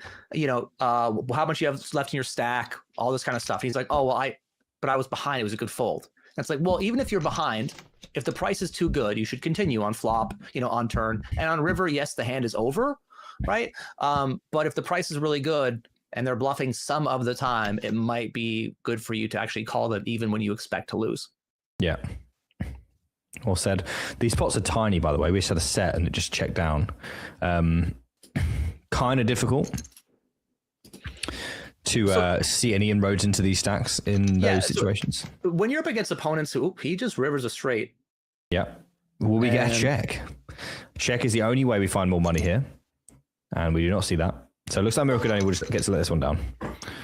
So when your opponents are not bluffing as much as they should be, and they're being like overly passive, your strategy should be not to trap them as much. Just to be value betting your strong hands, because you can't rely on them to reopen the action or bluff it. And conversely, if they're being really, really aggressive, then you want to check more and trap them. Yeah, absolutely. Couple of hands that can do some things and some stuff here. You know, king, queen off and ace five off. They're sort of those quintessential, like, not great hands, but become quite good blind versus blind. Mm-hmm. King, queen, probably the better of the two. But when they're all in, if not to say they would be here, but, you know, as you can see, chips are being volunteered, you know, not overwhelmed with joy, either player, but both players understand that these hands are a bit stronger than average, so they're playing them accordingly. King, queen, interesting spot, 5 big blinds to call. Could go either way here. Really, all three options I think are fine depending on the opponent. I think versus a lot of people, jamming is the way to go, and that's what he does.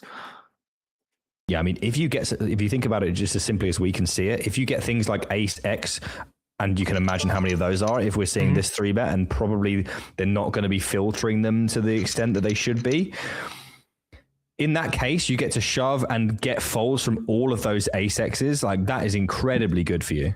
And when your opponent does call, it's not always aces, kings, queens, ace, king, ace, queen. What if he has jacks or tens or nines, you're flipping. If he does call ace, jack, ace, 10 suited, it's 60-40. So, like, you're not dead when you get the money in, but you're going to pick up that pot a large amount of the time, just uncontested. Yeah, it's not always about like, oh, if they have this, then I'm in trouble. Like, that isn't the entirety of their range. So we just get to play against a, you know, honestly, not the big blind 3-bet range is quite weak. A lot of rubbish in it. Like, getting all of that to fold is, you know, especially hands that have decent equity against us, is much better than playing out position in a low SPR spot is not very appealing. Yeah. So we're in the money in the free roll. That's good. There's no more flame out like being offered by us. But obviously, we've already crowned the champion. Honestly, guys, you could probably say things for like an hour. No one would beat what we already had. Congratulations if you're in the money. Let us know how you're getting on. Let's do a little roll call. And I will prepare the means by which you will be winning your next ticket. We're not just yet, but I just want to make sure everything's in order. We will be doing a keyword. Aaron, your question's going to be after the break. That's right with you? I've written down 2, and I'm deciding which one to go with. You're in the tank. Okay, cool. Perfect. So here we go. Alfio's 340, 122nd for the Hungry. Kiss My Aces, 31. Steve the Chef, 159. Russo Bill is 95th. Get a bonus, 289th. 13th of 405. I wish Justin, no one cares. 253 for Katia Vita. Vic, 297th. Desh Turanado, official, 286th. Boogie was asked to leave by the bouncer, so they're not there anymore. 126th for Fish Fart, 14.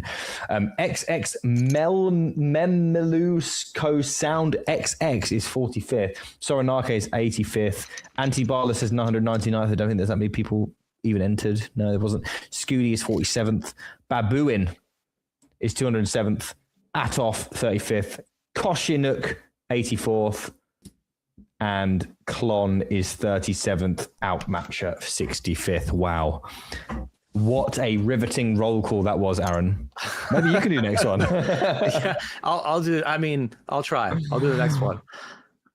I mean, I was like, I get it. Yeah. I think it's more exciting when there's fewer players left. You know. Yeah, there's a lot of people to fill in, but you know, you gotta read them out. I was most disappointed to see. that Justin's still in. That's the person I would least like to win.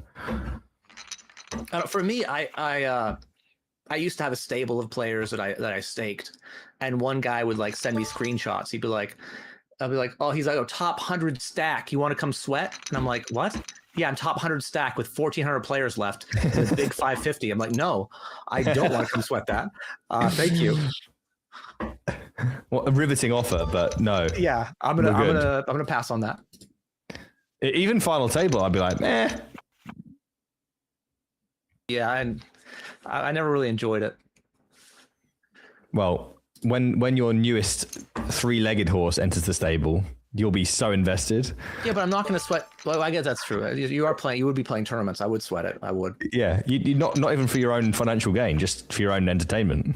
Yeah, because you know it will drive me absolutely bonkers. Yeah. Yeah. I'm not sure what I'm rooting for though. Like financially, I want you to do well, right? But if you do too well, you're going to be really annoying. You know. So like, yeah, you don't want like that. You know, like it's like Ian. Like you want Ian to do well in this upcoming tournament. No, I don't. You don't want him to win it. You want him to get like 7th. You know. Yeah, I'm kind of not with you on that. I don't want him to come 7th. I would rather him come 77th. Did you know that he is the all-time cash leader see this. on the it's Anime awful. Poker Live tour? Yeah. Dreadful. Really awful stuff. I mean, he runs like absolute god. So like. You know, it would make sense. He just stuffs it in with ace 3 suited over like completely unfoldable 3-bets and just gets there. Like that's just what he does. You know? I mean, it is quite a skill. Yeah, he's very good at it. Mm-hmm. I can't believe I've got to sit next to him instead of you on Thursday. It's really upset me. I mean, is Thursday the main event day that I play? Is that why? I don't know. I mean, that I'm told that it's him Thursday. You could send it. Yeah. You must be playing then. Yeah. It's like late evening that we're doing commentary on. I don't think we're starting from the. It's like 7:30 local or something. And then dinner straight away. I you know what? I need to read the schedule again. But we might not make it. I'm okay. Like if you do root against me, that's okay. I know it doesn't mean it's not a negative thing. It doesn't actually impact me. And it just because you want me to hang out with you. Like it's because you like me so much. So exactly. How could I be mad about that? Yeah. I will be taking the ferry and the bus on Wednesday, Nettie, and Aaron will be flying for business class private jet on tomorrow. I think that's correct. We're all in on a call here. And a 9 on the turn is going to put Big Bluff's tournament life at serious risk, and the 10 will finish it off altogether. Big Bluff 81 with 0%, and we are going heads up, which means, Aaron, we can bust out the heads up scene selector. Right. I forgot about this one. If you haven't seen this yet, guys, you're going to be really impressed. It's our new heads up scene. Production-wise, it is about the best we've ever managed. So let it commence. Look at that, guys. It even says heads up just in case you were confused by how many people were left. And we've got 2 different cameras there. We've got either side of it. So we're like sandwiching the action. We've got Miracadoni and we've got Father Snakes. Aaron, would you like to talk a little bit about whose play has maybe impressed you, what you're expecting to see from this heads up as we move into it? Well, I think last time we did this last week, the 2 players who made it were the 2 that battled the most with each other. And I think this is actually kind of the same, that they've had the most confrontations blind on blind. There's been the most just action between the 2 of them other than the 9's bluff. I thought Miri's done a good job leaning on these guys basically and just playing the chip lead. And Father Snakes has found spots to fight back. And it helps that he's had position. And now they'll obviously be trading that. Yeah, 2 pair for each player here. Definitely going to be a value bet from Father Snakes. Oh my. I'm surprised. Yeah. I mean, heads up, like... It is concerning that there is a flush possible and a straight possible, and you might lose. Sometimes you value own yourself a bit, but your hand's good enough to go for value. You beat most things. Your opponents can still call with worse hands. You just definitely want to, unless you're afraid they're just going to be check raising all these bluffs, like I'd be betting the river. Interesting. Deal button selected here by Miracadoni. Wait, now so what happens if they deal? Are we just done? They probably play out for something. What I was going to say is, we are going to talk numbers, guys. We are going to have a word about numbers here. So we're going to be looking at, you know what, Aaron? I've just realized I don't know what I'm talking about because I've never been in this situation before. What are they doing right now? Oh, so they both agreed to a deal. The blue handshake means they've agreed to a deal. So no, what's they've going to agreed happen to talk about a deal, not agree to a deal. I believe the numbers pop up on screen and they decide if they want them or not. I don't think. So that means like accepted. Does it? I feel like the red color means like no deal. Okay. So I don't know. I've actually never seen the red color before. I don't think that we have a deal. I don't think we have a deal. So no deal confirmed. Tawny commented with no experience. Look, I didn't put myself here. You wanted someone that I threw it over to Aaron, and he said that a deal had already been made, and then I corrected him. Both of us haven't got a clue. So it used to be many, many years ago that when people would agree to a deal, they would actually just talk in the chat about what amount they wanted. Yeah. It was a bit of a wild, wild west of like, yeah, you know what? Here's what's going to happen. I want first place. You get second place, and I don't get to embarrass you. Heads up. That's the deal. And some people took it. They're like, yeah, that sounds great. Now I think it's more automated, where it's like ICM. And I guess Miri saw the ICM numbers, was like, nah, I want to play it out, which is fair. I've made. I mean, when I stream, I don't really want to make deals. It's not fun for the audience, But I think I've made one deal in the last year or so, and it was only because I needed more table space, and it was on a Sunday. Wow, and the flex is unreal. It was like $500 heads up, dude. It wasn't, it wasn't the one against Andre or Adrian. This is a $1,600 heads up. I think there might be, unless I am mistaken, I think there might be a $500 bounty available. I believe so. Yeah. Which does change things a little bit. It does. One thing that I find interesting about in mystery bounty or PKO type tournaments, when you make a deal, is not everybody realizes that you can only deal for the prizes. You don't deal for the bounties. And so there was a time where I made a deal with somebody in a bounty tournament, and they just wanted to go all in every hand afterwards. And I'm like, bro, we're still playing for like 3K heads up bounties here, and they didn't know. Yeah. And that's why I'm $3,000 richer. So a good thing to know, richer. He might have been richer than me. You're still playing for the bounties even if you do a deal in this spot. I don't think he's going to be dining out on Thorn Dre, bro. Anyway, the keyword, guys, is ready. We need to give it away before the end of before the break, which is only 4 minutes away. So I need you to get your XL series in the chat, because Winter XL series has been announced and it will begin on the 18th. Keep an eye out on all the socials. We will let you know all the schedules in advance. And the main event is a $500,000 guarantee with 0 rake. Nobody knows how we're doing it, but we're doing it anyway. I do think it's interesting that they're like, here, it's going to be our biggest tournament of the series where we will collect the most rake. And we are a company that, needs to make money. We've decided to take no money from this. Like, it's great for the audience, obviously. I don't know if it's the best business decision, at least not in the short term, because how much rake are we missing out on? But they've decided to do it, and it's to your benefit. I mean, we are nothing if not the people's, site. We are attempting to make everyone as happy as they can possibly be. And that's why we're giving you a $109 ticket for doing absolutely nothing, apart from putting XL Series in the chat. You can't do absolutely nothing, guys. You actually do have to put XL Series in the chat. So if you want to win a $109 ticket, XL Series into the chat. Father Snakes had been aggressive earlier with the 10-9 offsuit. And once again, maybe this is his hand. Yeah, I think this is probably just going to be a fold. I mean, it is small. If you peel the flop with 10-9, you turn a gutter ball. I'm not saying it's blocker. I'm not saying it's a fold. I'm just saying Father Snakes might fold. It's different. It's fair. Miracadoni goes to the check on the river. I think check seems in order now that the river has been paired. It's funny because if the river is like 7 of hearts, sorry, not 7 of hearts, that's obviously just way better. A 3 of hearts, I think Father Snakes may win the pot. But on the 10, you just like sort of resign to check. It's just way too good to be bluffing. Like if you bluff that, then you're kind of just bluffing everything. Well, you're beating ace queen, ace jack type stuff now. Like I think his plan was to either drill the gutter ball or bluff the end. And you know, worst case scenario, he paired up and just has the second best hand. Yeah. So guys, the keyword is XL series. You have got just a little bit longer to get those into the chat, and then we'll be giving this ticket away and we're going on our second break. Meanwhile, Mirkadoni with a gut shot to the nuts, but Father Snakes with the best hand right now, middle set on 6-7-8. Goes for a small bet. And Mirkadoni has options, none of which are fold. Does decide to go for a call. Pairs the 10 on the 4 straight. Neither player will be overwhelmed with joy on this card. Father Snakes heads up. You know, you definitely can attest for a value bet here again, even though obviously any 9 makes a straight. You still do have a set. There's so much more value because the ranges are so much wider. That's really why, right? Like if you're playing full ring, then, you know, the ranges are different.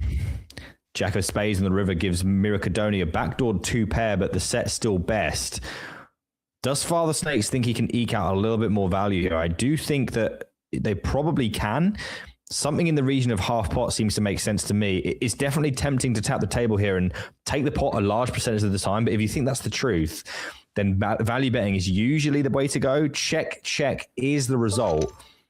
Surprising? Yeah, I think you do want to go for a bet there. And even if you go for, like, let's say third pot, you bet 5 big blinds, you know, you add 5 big blinds from your opponent's stack to yours. So it's really kind of like a 10 big blind shift, right? Like, I mean, I think it is important here to go for thin value and recognize, again, how wide the ranges are. I just don't think you're also getting bluffed that much. So, yeah, I would have bet the end. Yeah. While Mirkadoni flops a straight, we are a little bit late to announcing the Quantum Criminal. Congratulations. You have won the $109 ticket, and you will be playing, if you so desire, in the XL Winter. Very, very good series indeed. And myself and Aaron will be taking that final table on in a couple of weeks' time. So if you'd like to try and be there, I am trying to make day 3, just so what it's worth. Like, I mean, we are in Madrid for part of it. Like, I haven't been able to play any of the day 1s for the Mystery Bounty final table. But I mean, I'd like to, you know. Yeah. Bit of an interesting situation developing here as Father Snakes is kind of found themselves in a bit of a situation here where they are low in range and they do have 4 high. Decide to check. Pair. Pair announced as Mirkadoni has quite significantly better than a pair and goes for a sizable bet on the river, which Father Snakes doesn't spend too much time thinking about before folding. In that situation, you can also lose to bluffs like pocket 5, so definitely letting that one go. We are going to take a break. Congrats, Quantum Criminal. We do have 2 more tickets to give you away. One is a 109 that will be given away by virtue of Nick Thinks, and the other will be the Wheel of Justice, a $320 ticket. Don't go anywhere. It's time for Ace State Poker Live 2026, and we're lining up a jam-packed year full of awesome events just for you. First up is Madrid, where we'll bring the poker thrill to one of Europe's most vibrant cities. Then we head to Glasgow, a city known for its heart, energy, and epic poker showdowns. Next, it's on to Barcelona, where poker meets party under the Spanish sun. Finally, we close out in London, showcasing our poker prowess in one of the most iconic cities in the world. And that's not all. The UKPL is back with 5 stops across the UK for your chance to grab even more poker action. We've also got the Noche de Poker Festival in Spain, bringing poker closer to you. It's going to be an incredible live experience unlike anything you've seen before. And stay tuned for more surprises. So whether you're a seasoned pro or new to the game, Ace State Poker Live is your chance to be part of something unforgettable. Come along, play well, get lucky, and you could be our next Ace State Poker Live champion. Ace State Poker, made to play. We can also use small straight draws, gut shots, even open enders, and blast them off of high card hands that are ahead of us. When we've defended our big blind to a razor, we are out of position. The most common thing we're going to do is check to the razor. Because we had a discount pre-flop, we have a wide range. They have a narrower range. On most flops, they have an advantage in strength, and they have an advantage with position. We're just going to check to them and then reassess based on what they do. When we face a c-bet, we have to first of all get rid of all of our trash hands. So if the board comes like a jack 10-5, we know we're automatically folding pocket threes, ace deuce offsuit, 6-7 offsuit. All of those hands disappear. Then we are left with a reasonably strong range. Our second pairs, our top pairs, some sets, maybe straights, depending on what the board is. And all of these hands have to go into two buckets, two strategic decisions: check raising and check calling. People often don't check raise enough, and it's really important to check raise enough, both to get fold equity and to get maximum value from your strong hands. Let's say the board comes 2, 3, 4, we check, they bet. We really want to get lots of money in with like 5-6 for the flop straight or pocket fours for a set. So we are going to check raise those hands. We can't only check raise our very strongest hands. We need to balance that with bluffs as well. Maybe a hand like King 5 offsuit for the open-ended straight draw and the overcard. When we check raise these bluffs, we can make ace highs fold, and that's great. We can even use them as multi-barrel bluffs down the streets and maybe make them fold a pair on the correct runouts as well. There are times when we don't check raise very much at all. If there's a lot of ICM considerations and we're covered, or if the flop is just particularly good for the pre-flop raiser. If the floppers came ace, king, 5, the pre-flop raiser has loads of top pair hands, loads of the best sets and the 2-pair hands. They have a big advantage. So we're not going to check raise very often at all here. We're going to decide on our trash and just fold it and do a lot of just check calling. If you're in the big blind and you call a raise versus an under the gun raiser and it comes ace, king, 5, having a donk betting strategy leading out instead of checking is not viable, not mathematically speaking. They have a really strong range on ace, king, 5. We have a relatively weak range on ace, king, 5. If we try and construct a leading range, it's going to be incredibly difficult to balance, and we're betting into a big disadvantage to their range. So it's not going to make you money in the long term. Some of the situations where we can construct a leading range is when the flop is beneficial to the big blind. Flops like 5-5 deuce. It's good for the big blind's range because when we had a discount pre-flop, we were calling hands like 5-6 offsuit, like king 5 offsuit.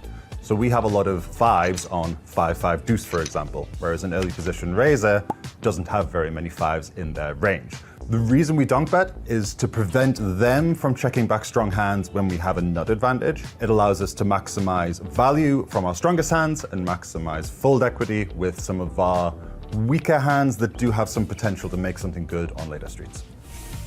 So when we've defended our big blind and it goes check, check on the flop, we need to assess the turn card and if it's best for us in the big blind or if it's best for the pre-flop raiser. If we think the flop and turn are particularly good for our range, we need to construct a turn probe or a turn donking range. We can use hands like top pair, really good kicker. We can also use small straight draws, gut shots, even open enders, and blast them off of high card hands that are ahead of us. So we're maximizing our value with our best hands and maximizing our fold equity with some of our more nebulous hands that still have some improvability. So there you have it. There's some tips for how to play. Welcome back, everybody, to the main event with myself, Nick Eastwood. Aaron Baroni is here alongside me. We are heads up for the small amount of money, if you'd like to call it that, of $7,855. It's not small, guys. It's and the bounty. And the bounties. And we believe there's a 500 left if we haven't missed anything. So there's a lot to play for here. Second place will get $6,141 and their bounties as well. We both chose a player at the start of this tournament. The final table, sorry. Neither of them are still in. We don't need to talk anymore about that. The free roll flame out. If you guys are just tuning in and you missed the free roll flame out today, it was beautiful. Aaron, who was the winner? The winner was us, honestly, as we got to laugh at the phrase that donkeys keep going all in, blinded out. It gets better every time I hear it. The comma blinded out is just poetry. Yeah, that's the part that really sells it. Yeah. It's just like, just beautiful. It's like two complaints in one. Anyway, that's the kind of thing we're looking for, guys, if you're interested in knowing how to win this. Like that's really what we're after. Something that makes us laugh. Pocket tens here for Father Snakes, who needs some help. I mean, not the end of the world, this deficit that's currently being nurtured. Mercadoni on the 80 big blind mark, 25 bigs for Father Snakes, but obviously one double up and, you know, everything's different. Mm-hmm. And we have another some min bet. Yeah, we have seen some odd sizings, some strange give ups, and some interesting bluffing decisions as well. Like maybe the things that we were expecting to see we haven't seen, and the things that we wouldn't have expected to see we have seen. So Aaron's done a lot of squinting, a lot of grimacing. I pretty much, that is my reaction when somebody should have bet. Really, that's what it's so been. Every hand. Yeah, like even the 10s on the end there, it's like the guy went min bet. I know he could have a weak queen, but like most likely your 10s are good. You should bet for value. Every time you value bet, it's not because you're 100% certain you have the best hand and are going to get paid. It's because more likely than not, your hand is the best hand and can get value. And so, you go for the value bet 10 times out of 10 times, let's say 8 times you're right, 2 times you're wrong. You still make money in that. But there've been a lot of tighter checkbacks. Some have been good, some have been not as good. But that's where we're at. Yep, that's where we're at. And where we're at with tickets, we have 2 left. One's a 109, which we'll give away by virtue of Nick Thinks. We'll explain the rules shortly-ish. We'll begin playing that game shortly. While Father Snakes does raise the second pair here, gets called by that gut shot from Miracadoni, doesn't realize that gut shot on the turn.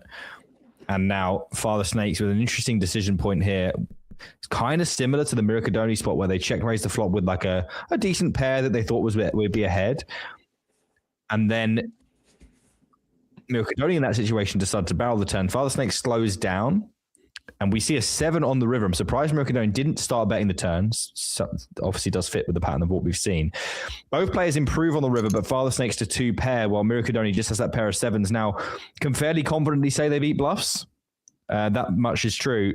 But they don't beat the 2 pair of Father Snakes. Will they pay it off? And they do pay it off. 7-4 for Father Snakes takes down a really, really healthy pot, gets them right back in the mix.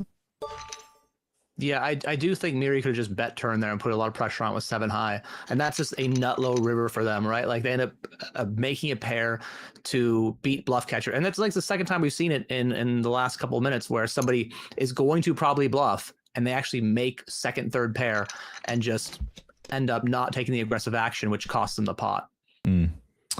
Aces here for Father Snakes is a very exciting time to have aces when your head's up. But unfortunately, 3 red cards when we don't have a red ace in our hand is a little bit underwhelming. A red card in Miracadoni's hand in the form of 6 of hearts. Queen of diamonds fairly safe looking for Father Snakes, who will definitely want to be betting again here, and it's going to be probably quite tough for Miracadoni to hang on this turn. Yeah, this is probably going to be it, but we've seen some tighter checkbacks before. But I assume if he bets here, the hand's just over. Yeah, especially for that sizing, seems like even if you were to hit a heart, you wouldn't know what to do. Like, what do you do if it just isn't a heart? Do you just check and lose? Like, it feels really bad. There doesn't seem that many avenues for, like, at least clean ones to winning the pot. Yeah, therefore, I think if you're going to take the aggressive line that you just want to check raise flop. Yeah, and then just send it.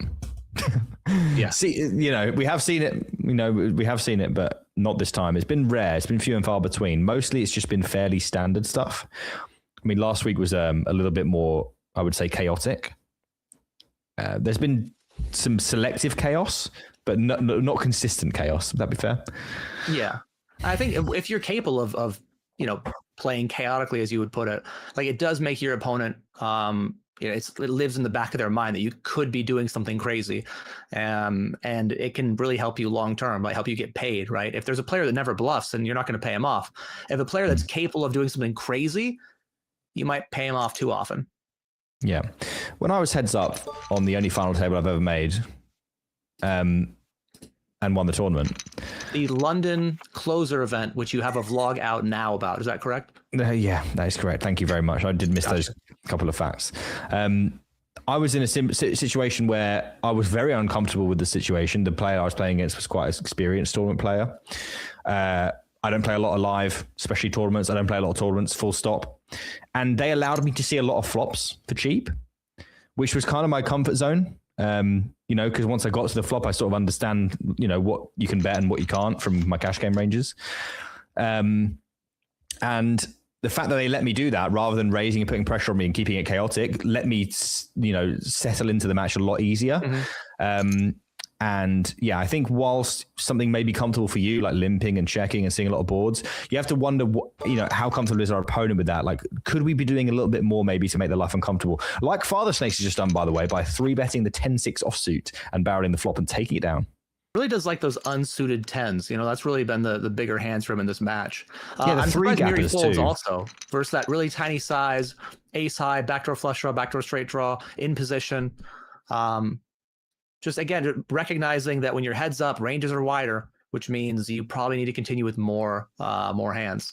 Yeah, absolutely. Got the 9-8 offsuit here. Going for a small bet on the ace-jack-5. I mean, it is deliberately sized up slightly. Do you read anything into that at all? It's not a third. It's not just click the third button and bet. It's, Yeah, I think when I see it for one hand, I'm intrigued. I kind of want to see it more than that to make any sort of big judgment on it. But especially on the ace high board, you expect to see the smaller size. And here we might get some action. I mean, ace-6 offsuit is the worst of all the aces, I would say. Not on great. Queen 6-4 of Rainbow, though. It's pretty damn good. Father Snakes would have been fairly excited pre-flop. Would have loved to have seen just a red card of any description would have been great. The Queen high board obviously does favor the 3-better. They go for check.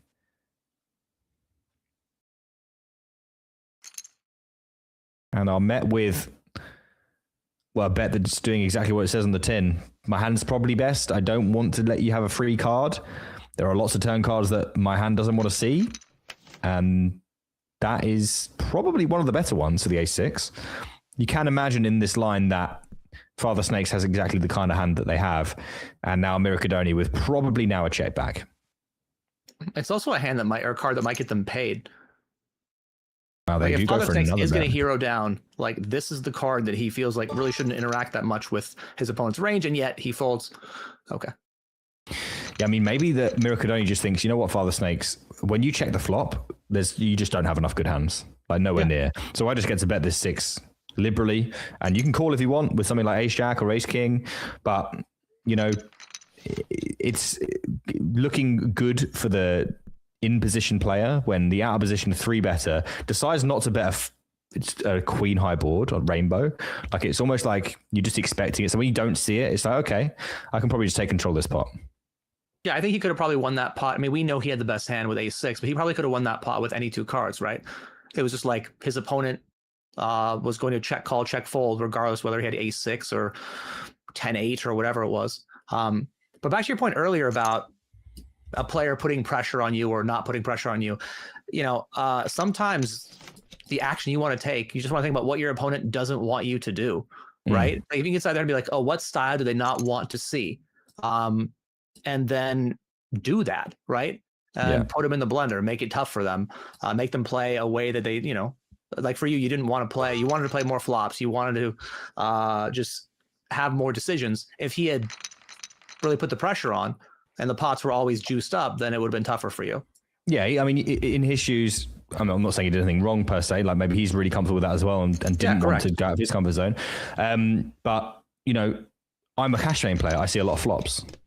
That's kind of what I do. So I understand certain textures, like a little bit at least.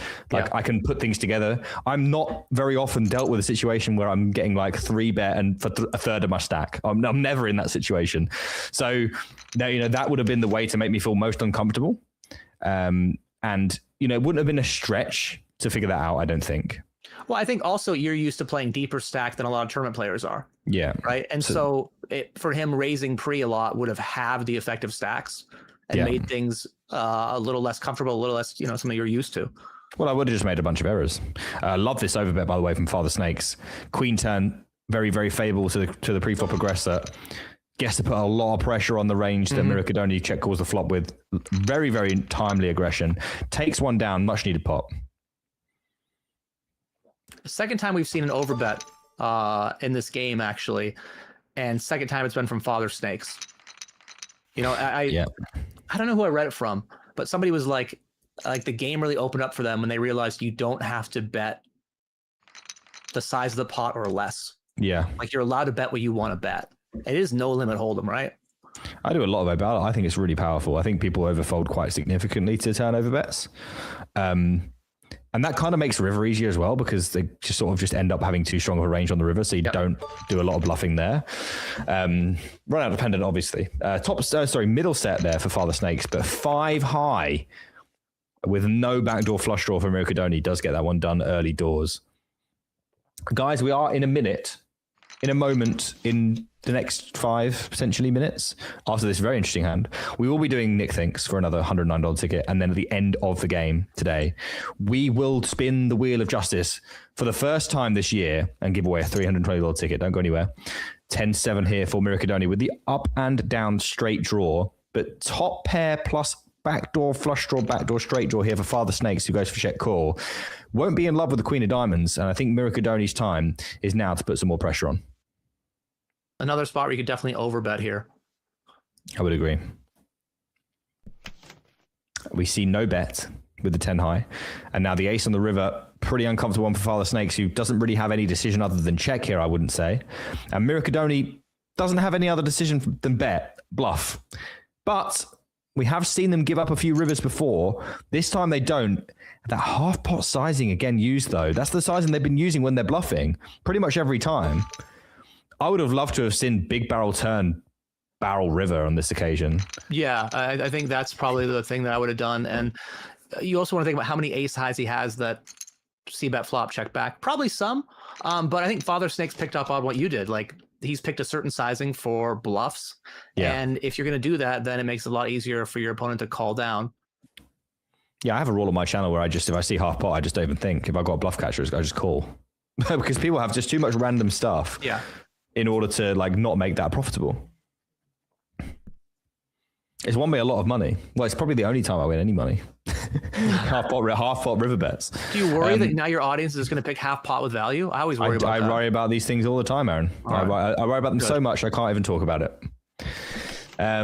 Ace King has been a popular hand for Father Snakes, but yet to connect at all. Did win one with the turn overbet. Doesn't overbet this turn. No diamond in hand. Miracadoni does go for the bet on the river here. It's another small bluff, and Father Snakes does not pick this one off. I mean, on that one, the everything kind of got there from a flop float, right? Like flush draw, straight draw got there in some way. So I think Father Snakes' fold there is a pretty defensible. If Miri had picked half pot exactly again, maybe things would have been different. Yeah. Happy Ray said, me and Don Variance were heads up in the home game for 30 minutes a couple of weeks back. Nick loved it. Yeah, I loved it because Josh was supposed to do that game, said he had something to do. I did it for him and it lasted 4 hours. So that was brutal. Thanks for that, guys. Leo said something earlier that I wanted to just pick out because it was very nice and I like people that are being nice to me. You boys are unlucky. For the first 2 shows, the game was slow and quite boring. I assume he's talking about these last 2 weeks. I think in their own way, they were somewhat interesting.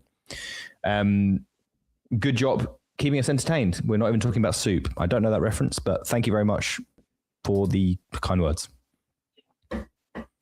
My wife did just make soup, if that's the thing people want to talk about. Next keyword is soup. Just kidding, it's not soup. Oh, don't say things like this, man. You'll learn not to say that.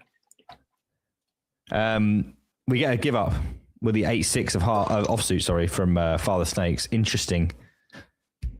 Yeah, would you say they're low in range, Aaron?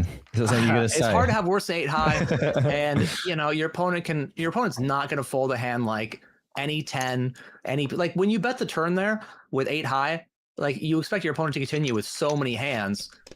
They're still going to fold some of those by the river. Like a lot of people think like if it doesn't get through on the turn, it won't work on the river, and I just think that's categorically false.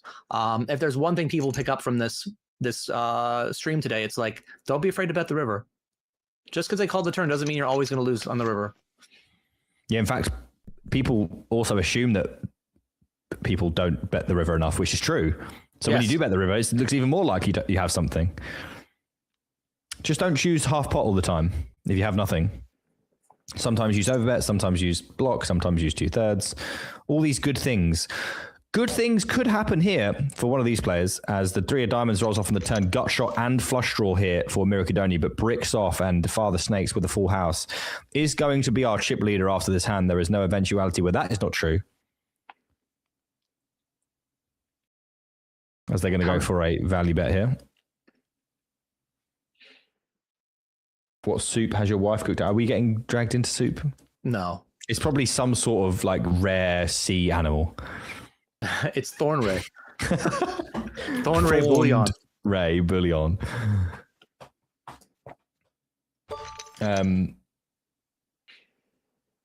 So interesting spot where Miri does have king high at the end and just folds it, which I think is totally fine. It's a weird spot where I wouldn't want to hero king 9, but I might want to hero king deuce. The difference being you want your opponent to have some sort of bluff like 10-9 or 8-9. And those little things do matter. But again, if your opponent's too bluffy or never bluff, then who cares what you have? Just, do the thing that you think makes the money. Yeah, ace queen here for Father Snakes, who takes down another one with a 3-bet. We know they have been fairly aggressive with 3-bets. We saw that 10-6 offsuit earlier was out of nowhere. Haven't seen anything of the like since then from either player. So, after this hand, guys, we are going to get Aaron's question to me for Nick Thinks. I'll explain the rules very quickly. Aaron will read out the question, then we will play for a $109 ticket. Looks like Excellent. It will be now. Jack 3 offsuit. It's a really bad hand that shouldn't be continued here. So, Aaron, you're going to ask me a question. It's going to be called Nick Thinks. I am going to give an answer. You are looking for the answer that I give, guys. Not the actual answer to the question, but the answer that I give. In fact, the answer to the actual question may even not be possible to know. You are trying to guess what I think the answer to the question is. If you get closest, the one person that is closest to my answer will win a $109 ticket. I think it's pretty simple. No duplicate answers, or you just be banned from the competition. Aaron, take it away. All right, so you are off to A-Late Poker Live Madrid in 48 hours, and you are doing comms for pretty much the entire time. You won't be playing any events unless there's, I don't know, maybe there's a closer. I don't know. You won't be playing. Closer? But myself, Lucia, Ricardo, Vivi, Elchur, and Ian will be playing. And so my question is, throughout the entire Madrid 8-8 Poker Live series, what is the total amount that the 8-8 ambassadors will cash for? Total amount cash for the entire 8-8 Poker ambassador / stream team while in Madrid for this event. Now, some of us get there early. I believe Ian's getting there early to play Mystery Bounty. Last time I showed up, Vivi was already at final table somehow. And then some of us, like you and I last time, played pretty late and both final table to closer. I think one of us won. Maybe. I can't remember. Don't worry. I can't remember. Could have been anyone. Yeah. There's a big pot here. Do you want to take that? Yeah, well, I mean, massive pot here where no one's decided to bluff river yet in these big pots. And Miri's going for it. Half pot again, by the way, Aaron. Yeah, becoming a theme. Every time they've bet half pot, they've had nothing. Every time. Let's see if Father Snakes picks up on it. I mean, I'm not missing anything, right? I'm pretty sure they've never value bet for half pot. Oh, mate, it's worked. It's and worked. Shows the Jack 7. How do you feel about showing while I think about this? I don't think it has like the mental edge people think it does. I think it's more of a thing for yourself to show you everybody what a big boss you are.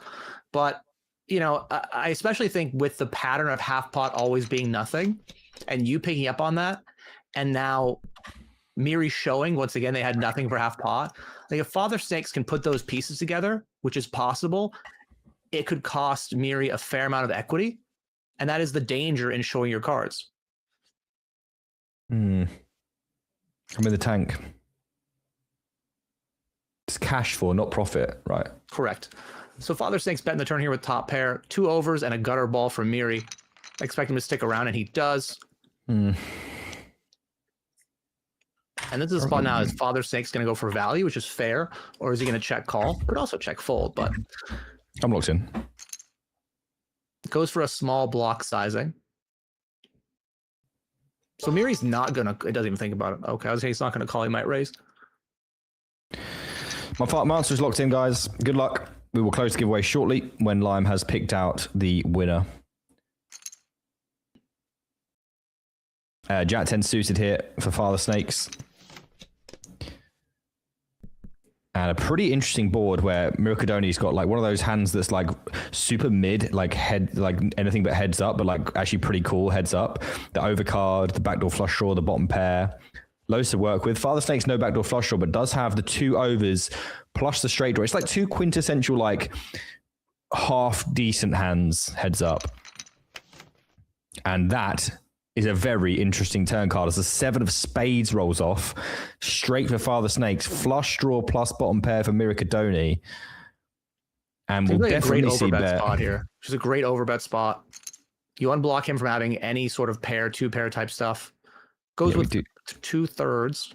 Yeah, we do see a slightly smaller bet than 2/3, and we're going to get call, and the flush completes in the river is an absolute disaster river for Father Snakes. Any leads here? I think I'd prefer checking just because your opponent's still going to be betting most of their value hands. Even a 9, right? We have seen a lot of nitty checkbacks, but I expect to see a bet, and really it becomes, is Miri going to raise or call?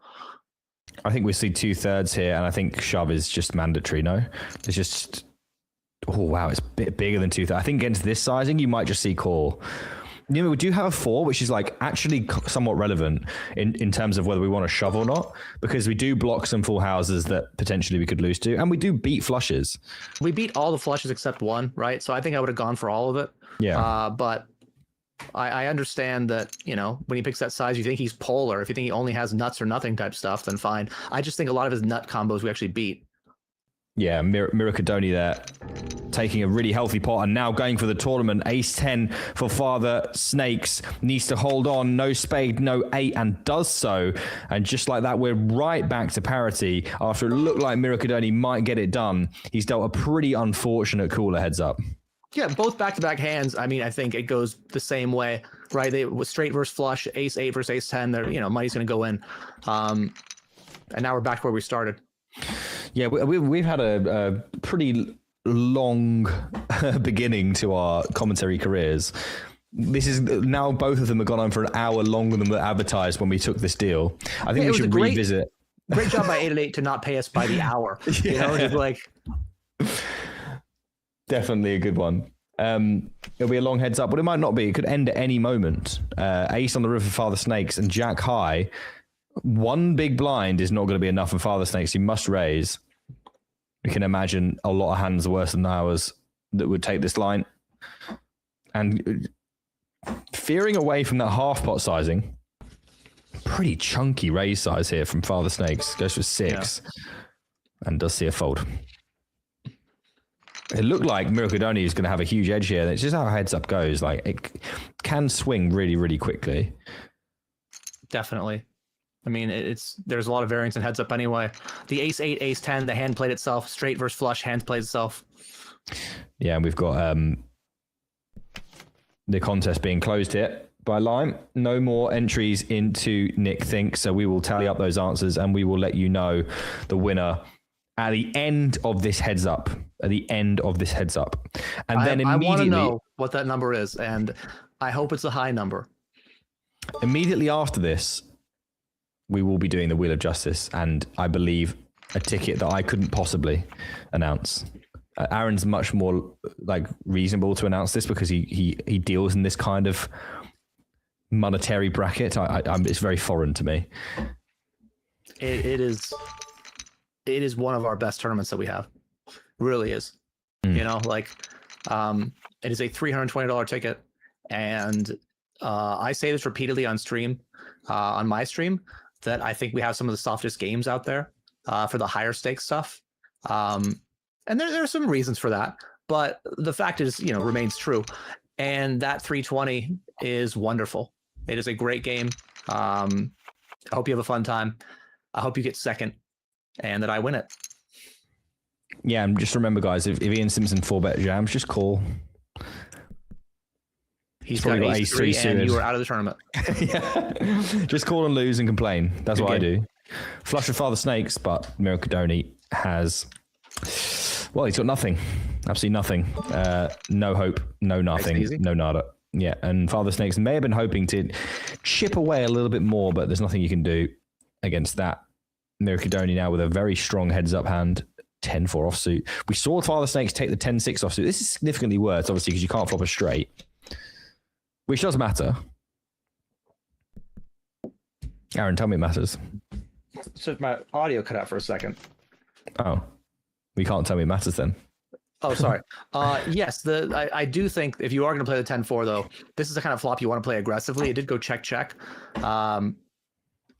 Like, if you're going to play a wider range in these weaker hands, you kind of have to make up the equity somehow, right? Yeah.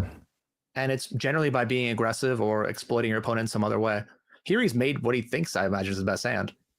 Yeah, I mean, you have to imagine that a 10 here in check, and then only call turn is the best hand, and they've chosen a very, very healthy sizing to suit that assumption.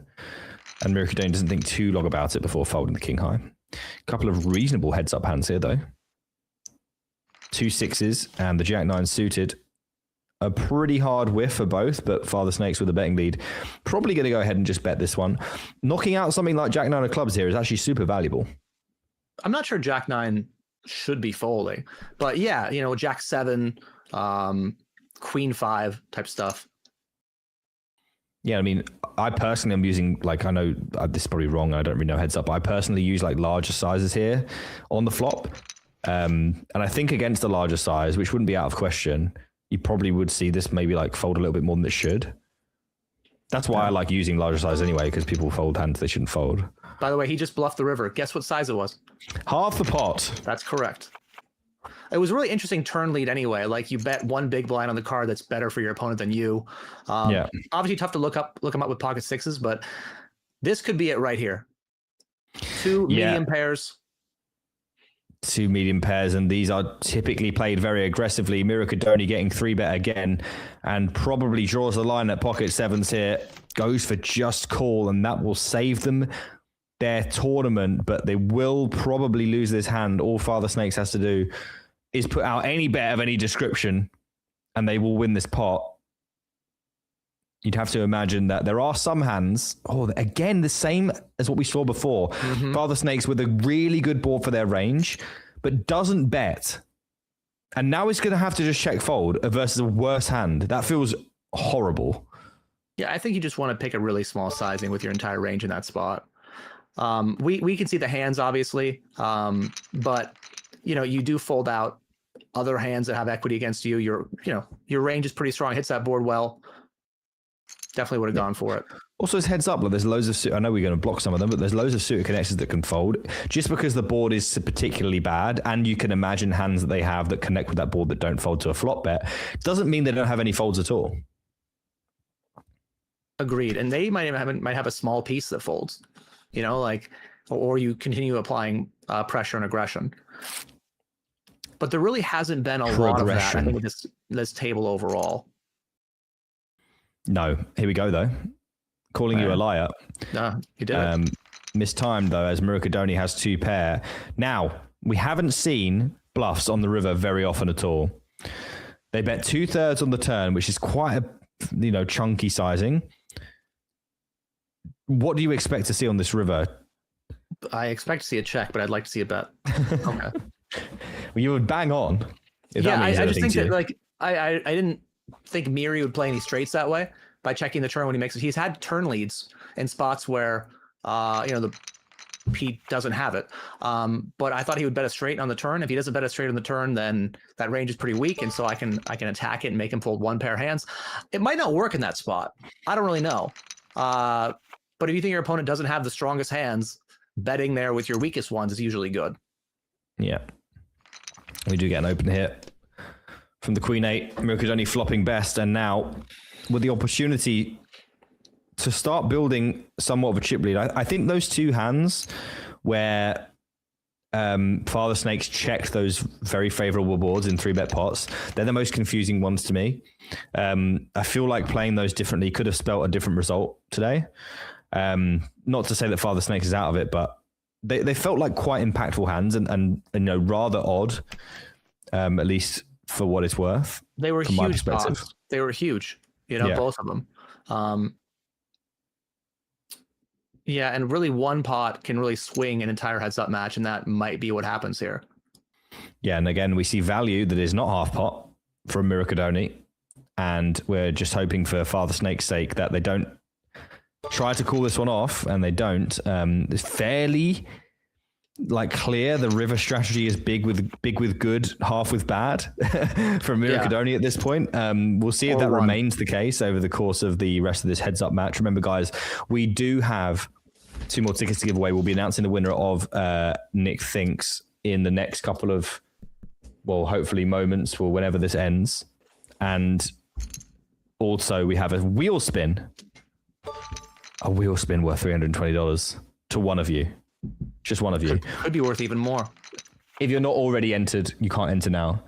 But we can't give away any tickets until this is over. And I mean, we don't know when that's going to be because there's been very little in the way of like significant aggression or like any sort of, jeopardy for either player, at least all in. They've been both doing a very good job of not being all in, I would say. Yeah, all the big pots really have been ones where Miri shows aggression and takes them down, right? The bluff for half pot on that very coordinated board with the ace, the 8s for 7s, the ace king, the ace 6, he had the best hand. But those 3 pots really did seem to turn the tide here a bit. Yeah.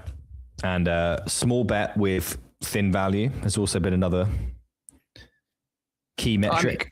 I mean, what he's doing here is not abnormal at all. A lot of players do telegraph the strength of their hand based on the bet sizes, and it is a dangerous thing to do. And Father Stakes is picking up on that and using the pair and straight blocker as a bluff, and it works. Yeah, I mean, it makes sense for it to work because generally speaking, we really haven't seen that much in the way of aggression. So, the first time you see something, generally speaking, you're going to go, okay, you can have this one. If we start to see it again, you might see some lighter lookups from Miracadoni, but I don't think it's been in Miracadoni's repertoire to like call off, like the big plays haven't really, apart from since the 9s at least, maybe they're a bit tongue-tied. Yeah, they did run one other bluff, but yeah, you're right. That I always feel like, okay, the first time someone runs it on me, I'm going to be like, I'll give them more credit. And you see it over and over again, then you build that sample and you think they're, maybe they're just a bluffer. Yeah. Father Snakes here with 6-3 offsuit versus the 2.5 open does let it go. Thought they were considering something there, but that would have been ill-timed. 3 deuce of diamonds. A reasonable heads-up hand, not the worst. And a 2.5 open. And a call. Oh, wow. I mean, this surely, for 25 big blinds effective, we're going to struggle not to see these stacks in. Yeah. Spot where he c-bets and would be surprised to see anything other than a raise, actually. Yeah, with a small sizing as well. Like, it just makes so much sense. Your hands... Oh, wow, just all in. And obviously, we call. And Miracadoni giving Father Snakes a great chance to get back into the lead, but no, the queen on the turn, a better 2 pair for Miracadoni, a wild hand to end things, and end things it does. It wasn't the way I was expecting it to go down, Aaron. I expected the result is the same, but not in that way. But it did. It got in. Congrats, Miri. Again, I said before, but his aggression in those big pots really separated the 2 chip stacks, and there's that 500. There's that 500 we were talking about that was in there. So it's going to be a pretty nice payday for Miracadoni. Takes 7,855 home for the win, and the bounties as well. They had the biggest amount of bounties before. They're going to take in excess of 3,000 in bounties. So that's over 10K for the win. I think it's over 11. I think they had a few other ones, but it's 11K for the win.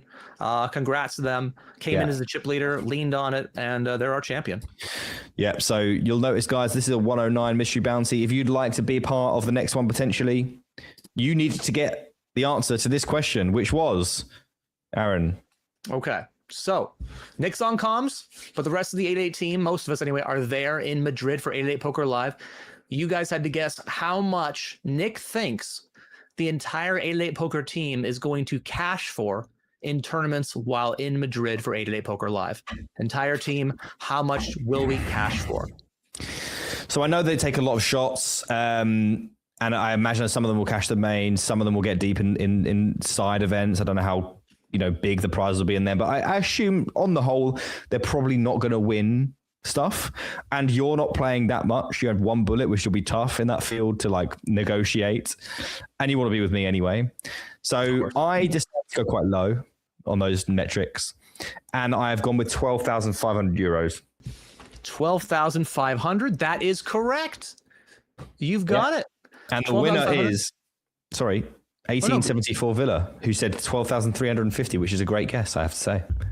It is. And obviously, if I was playing, that number would have been a little bit higher. Yes, of course. A lot higher, but you did some math on that, which, I knew of your answer before because, it was like 80K if you were playing the main and then 12.5 if you weren't. I was a little annoyed, maybe miffed at the answer, and then you explained it, and I went, "That makes sense." Okay, got it. So, grats to 1874 Villa, which means, Aaron, we should have a brief moment to talk about the winner today, Mirkadoni. An interesting performance, but one that wins the money, and we can't argue with that. Yeah, and I said before they were pretty aggressive, and that's what you want to be as a chip leader, and that won them some pots they shouldn't have. You could have argued they could have won more pots, but they still did their fair share and got themselves positioned heads up, and they won. 11K is pretty awesome, especially when like it doesn't look like they had any huge bounties. It's like a lot of small bounties, a lot of knockouts. They had a big lead going into it, to be fair. So they must have got a bunch of bounties like beforehand. Correct. And congrats to Father Snakes as well. Another 7K plus performance after winning 10K in this exact tournament last month. I don't know if they can keep that up over the course of a 12-month period, but if they could, that'd be really, really impressive, and I'd be very jealous of that. I'm sure you're going to do just fine. So there is one thing left to do for the first time as a couple. I know you like it when I say that. I do. I do enjoy that. I do. We have a wheel of justice with a capital J to spin. And if you redeemed your entry before today, you will be on this wheel. You have to be here. If you are not here and it chooses your name, you don't get the ticket. And that's a pretty big bubble because it's $320 ticket, not $109 like it used to be. So without further ado, I think it should be you, Aaron. Would you please do the honors and get this wheel spinned? They should give us a button, Yeah, we don't have that. Anyway, that'll be the next budget. All right. Spin the wheel. There we go, guys. The wheel is spinning. Rat-a-tat-a-tat-a-tat. And lots and lots and lots of names on here. Best of luck to everybody. But most importantly, the winner that we have here is Maurice KVM, who I believe will be here. Maurice, are you here? Are you here, Maurice?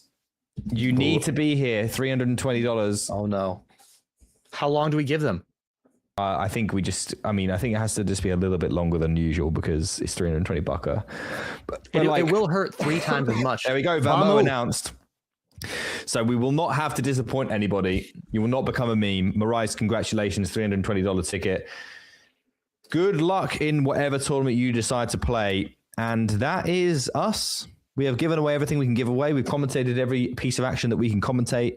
We have done the free roll flame out, which was honestly spectacular. Any last words before we go, Aaron? We're off to Madrid on, you tomorrow, me on Wednesday. Excited? Really excited about it. We'll get to do some commentating too, unless I sun run the tournament. So you guys can find us there, even though we won't be doing the stream here. We will be in Madrid, and Nick will pretty much be commentating every day. So I'm going to play zero hands. No cash? No, they play backwards. You think I'm going to sit there and play backwards? What? They go anti-clockwise around the table. What? Is that like a Madrid thing? Yes, that's casino.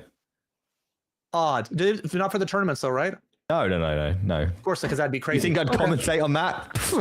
I would. Yeah.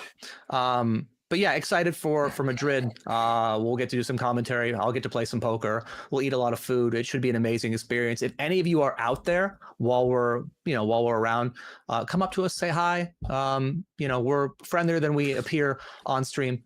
Most of us, anyway. Yeah, I'm actually not, but please do say hi. I love it when people say hi. So do say hi if you're there. Yeah. I made some friends from people saying hi. So, try it. You might be friends with me. You're not going to say hi anymore. Guys, that's going to do it for today. We are going over to Komodo Dragon Jesus, who incidentally will be hosting the first ever, the inaugural Snap Attack tomorrow night. I'm going to be checking it out if I have time. I'm going to be packing and stuff, but I'm going to see if I can pop in and check it out. It's going to be loads of fun. You'll start to learn the ropes of it. And I appreciate everyone tuning in. It's been another blast, a 2 hour and 40 minute blast. And we're looking forward to doing it all again. I'll be here next week, straight off the plane. Aaron will be in business class sipping a Diet Coke. We'll Which is free. It is free. They're all free, just so you know. But Yeah. in 2 weeks, I'll be back. And Nick and I will do the announcing for, I believe that would be the final table of the XL Winner Series main event, which is happening now. You can get into the 250 rakeless main event or the 25 raked main event. I'm going to try to get into both. I've got limited time now, but I'm going to do my best. We'll see if the Wi-Fi on the plane works. And if it does, will not try, guys. I will just be commentating. So I'll see you guys there. It's been a pleasure. Thanks for watching, and I will see you guys on the next one or in Madrid Thursday. We start the stream Thursday to Sunday. All the best.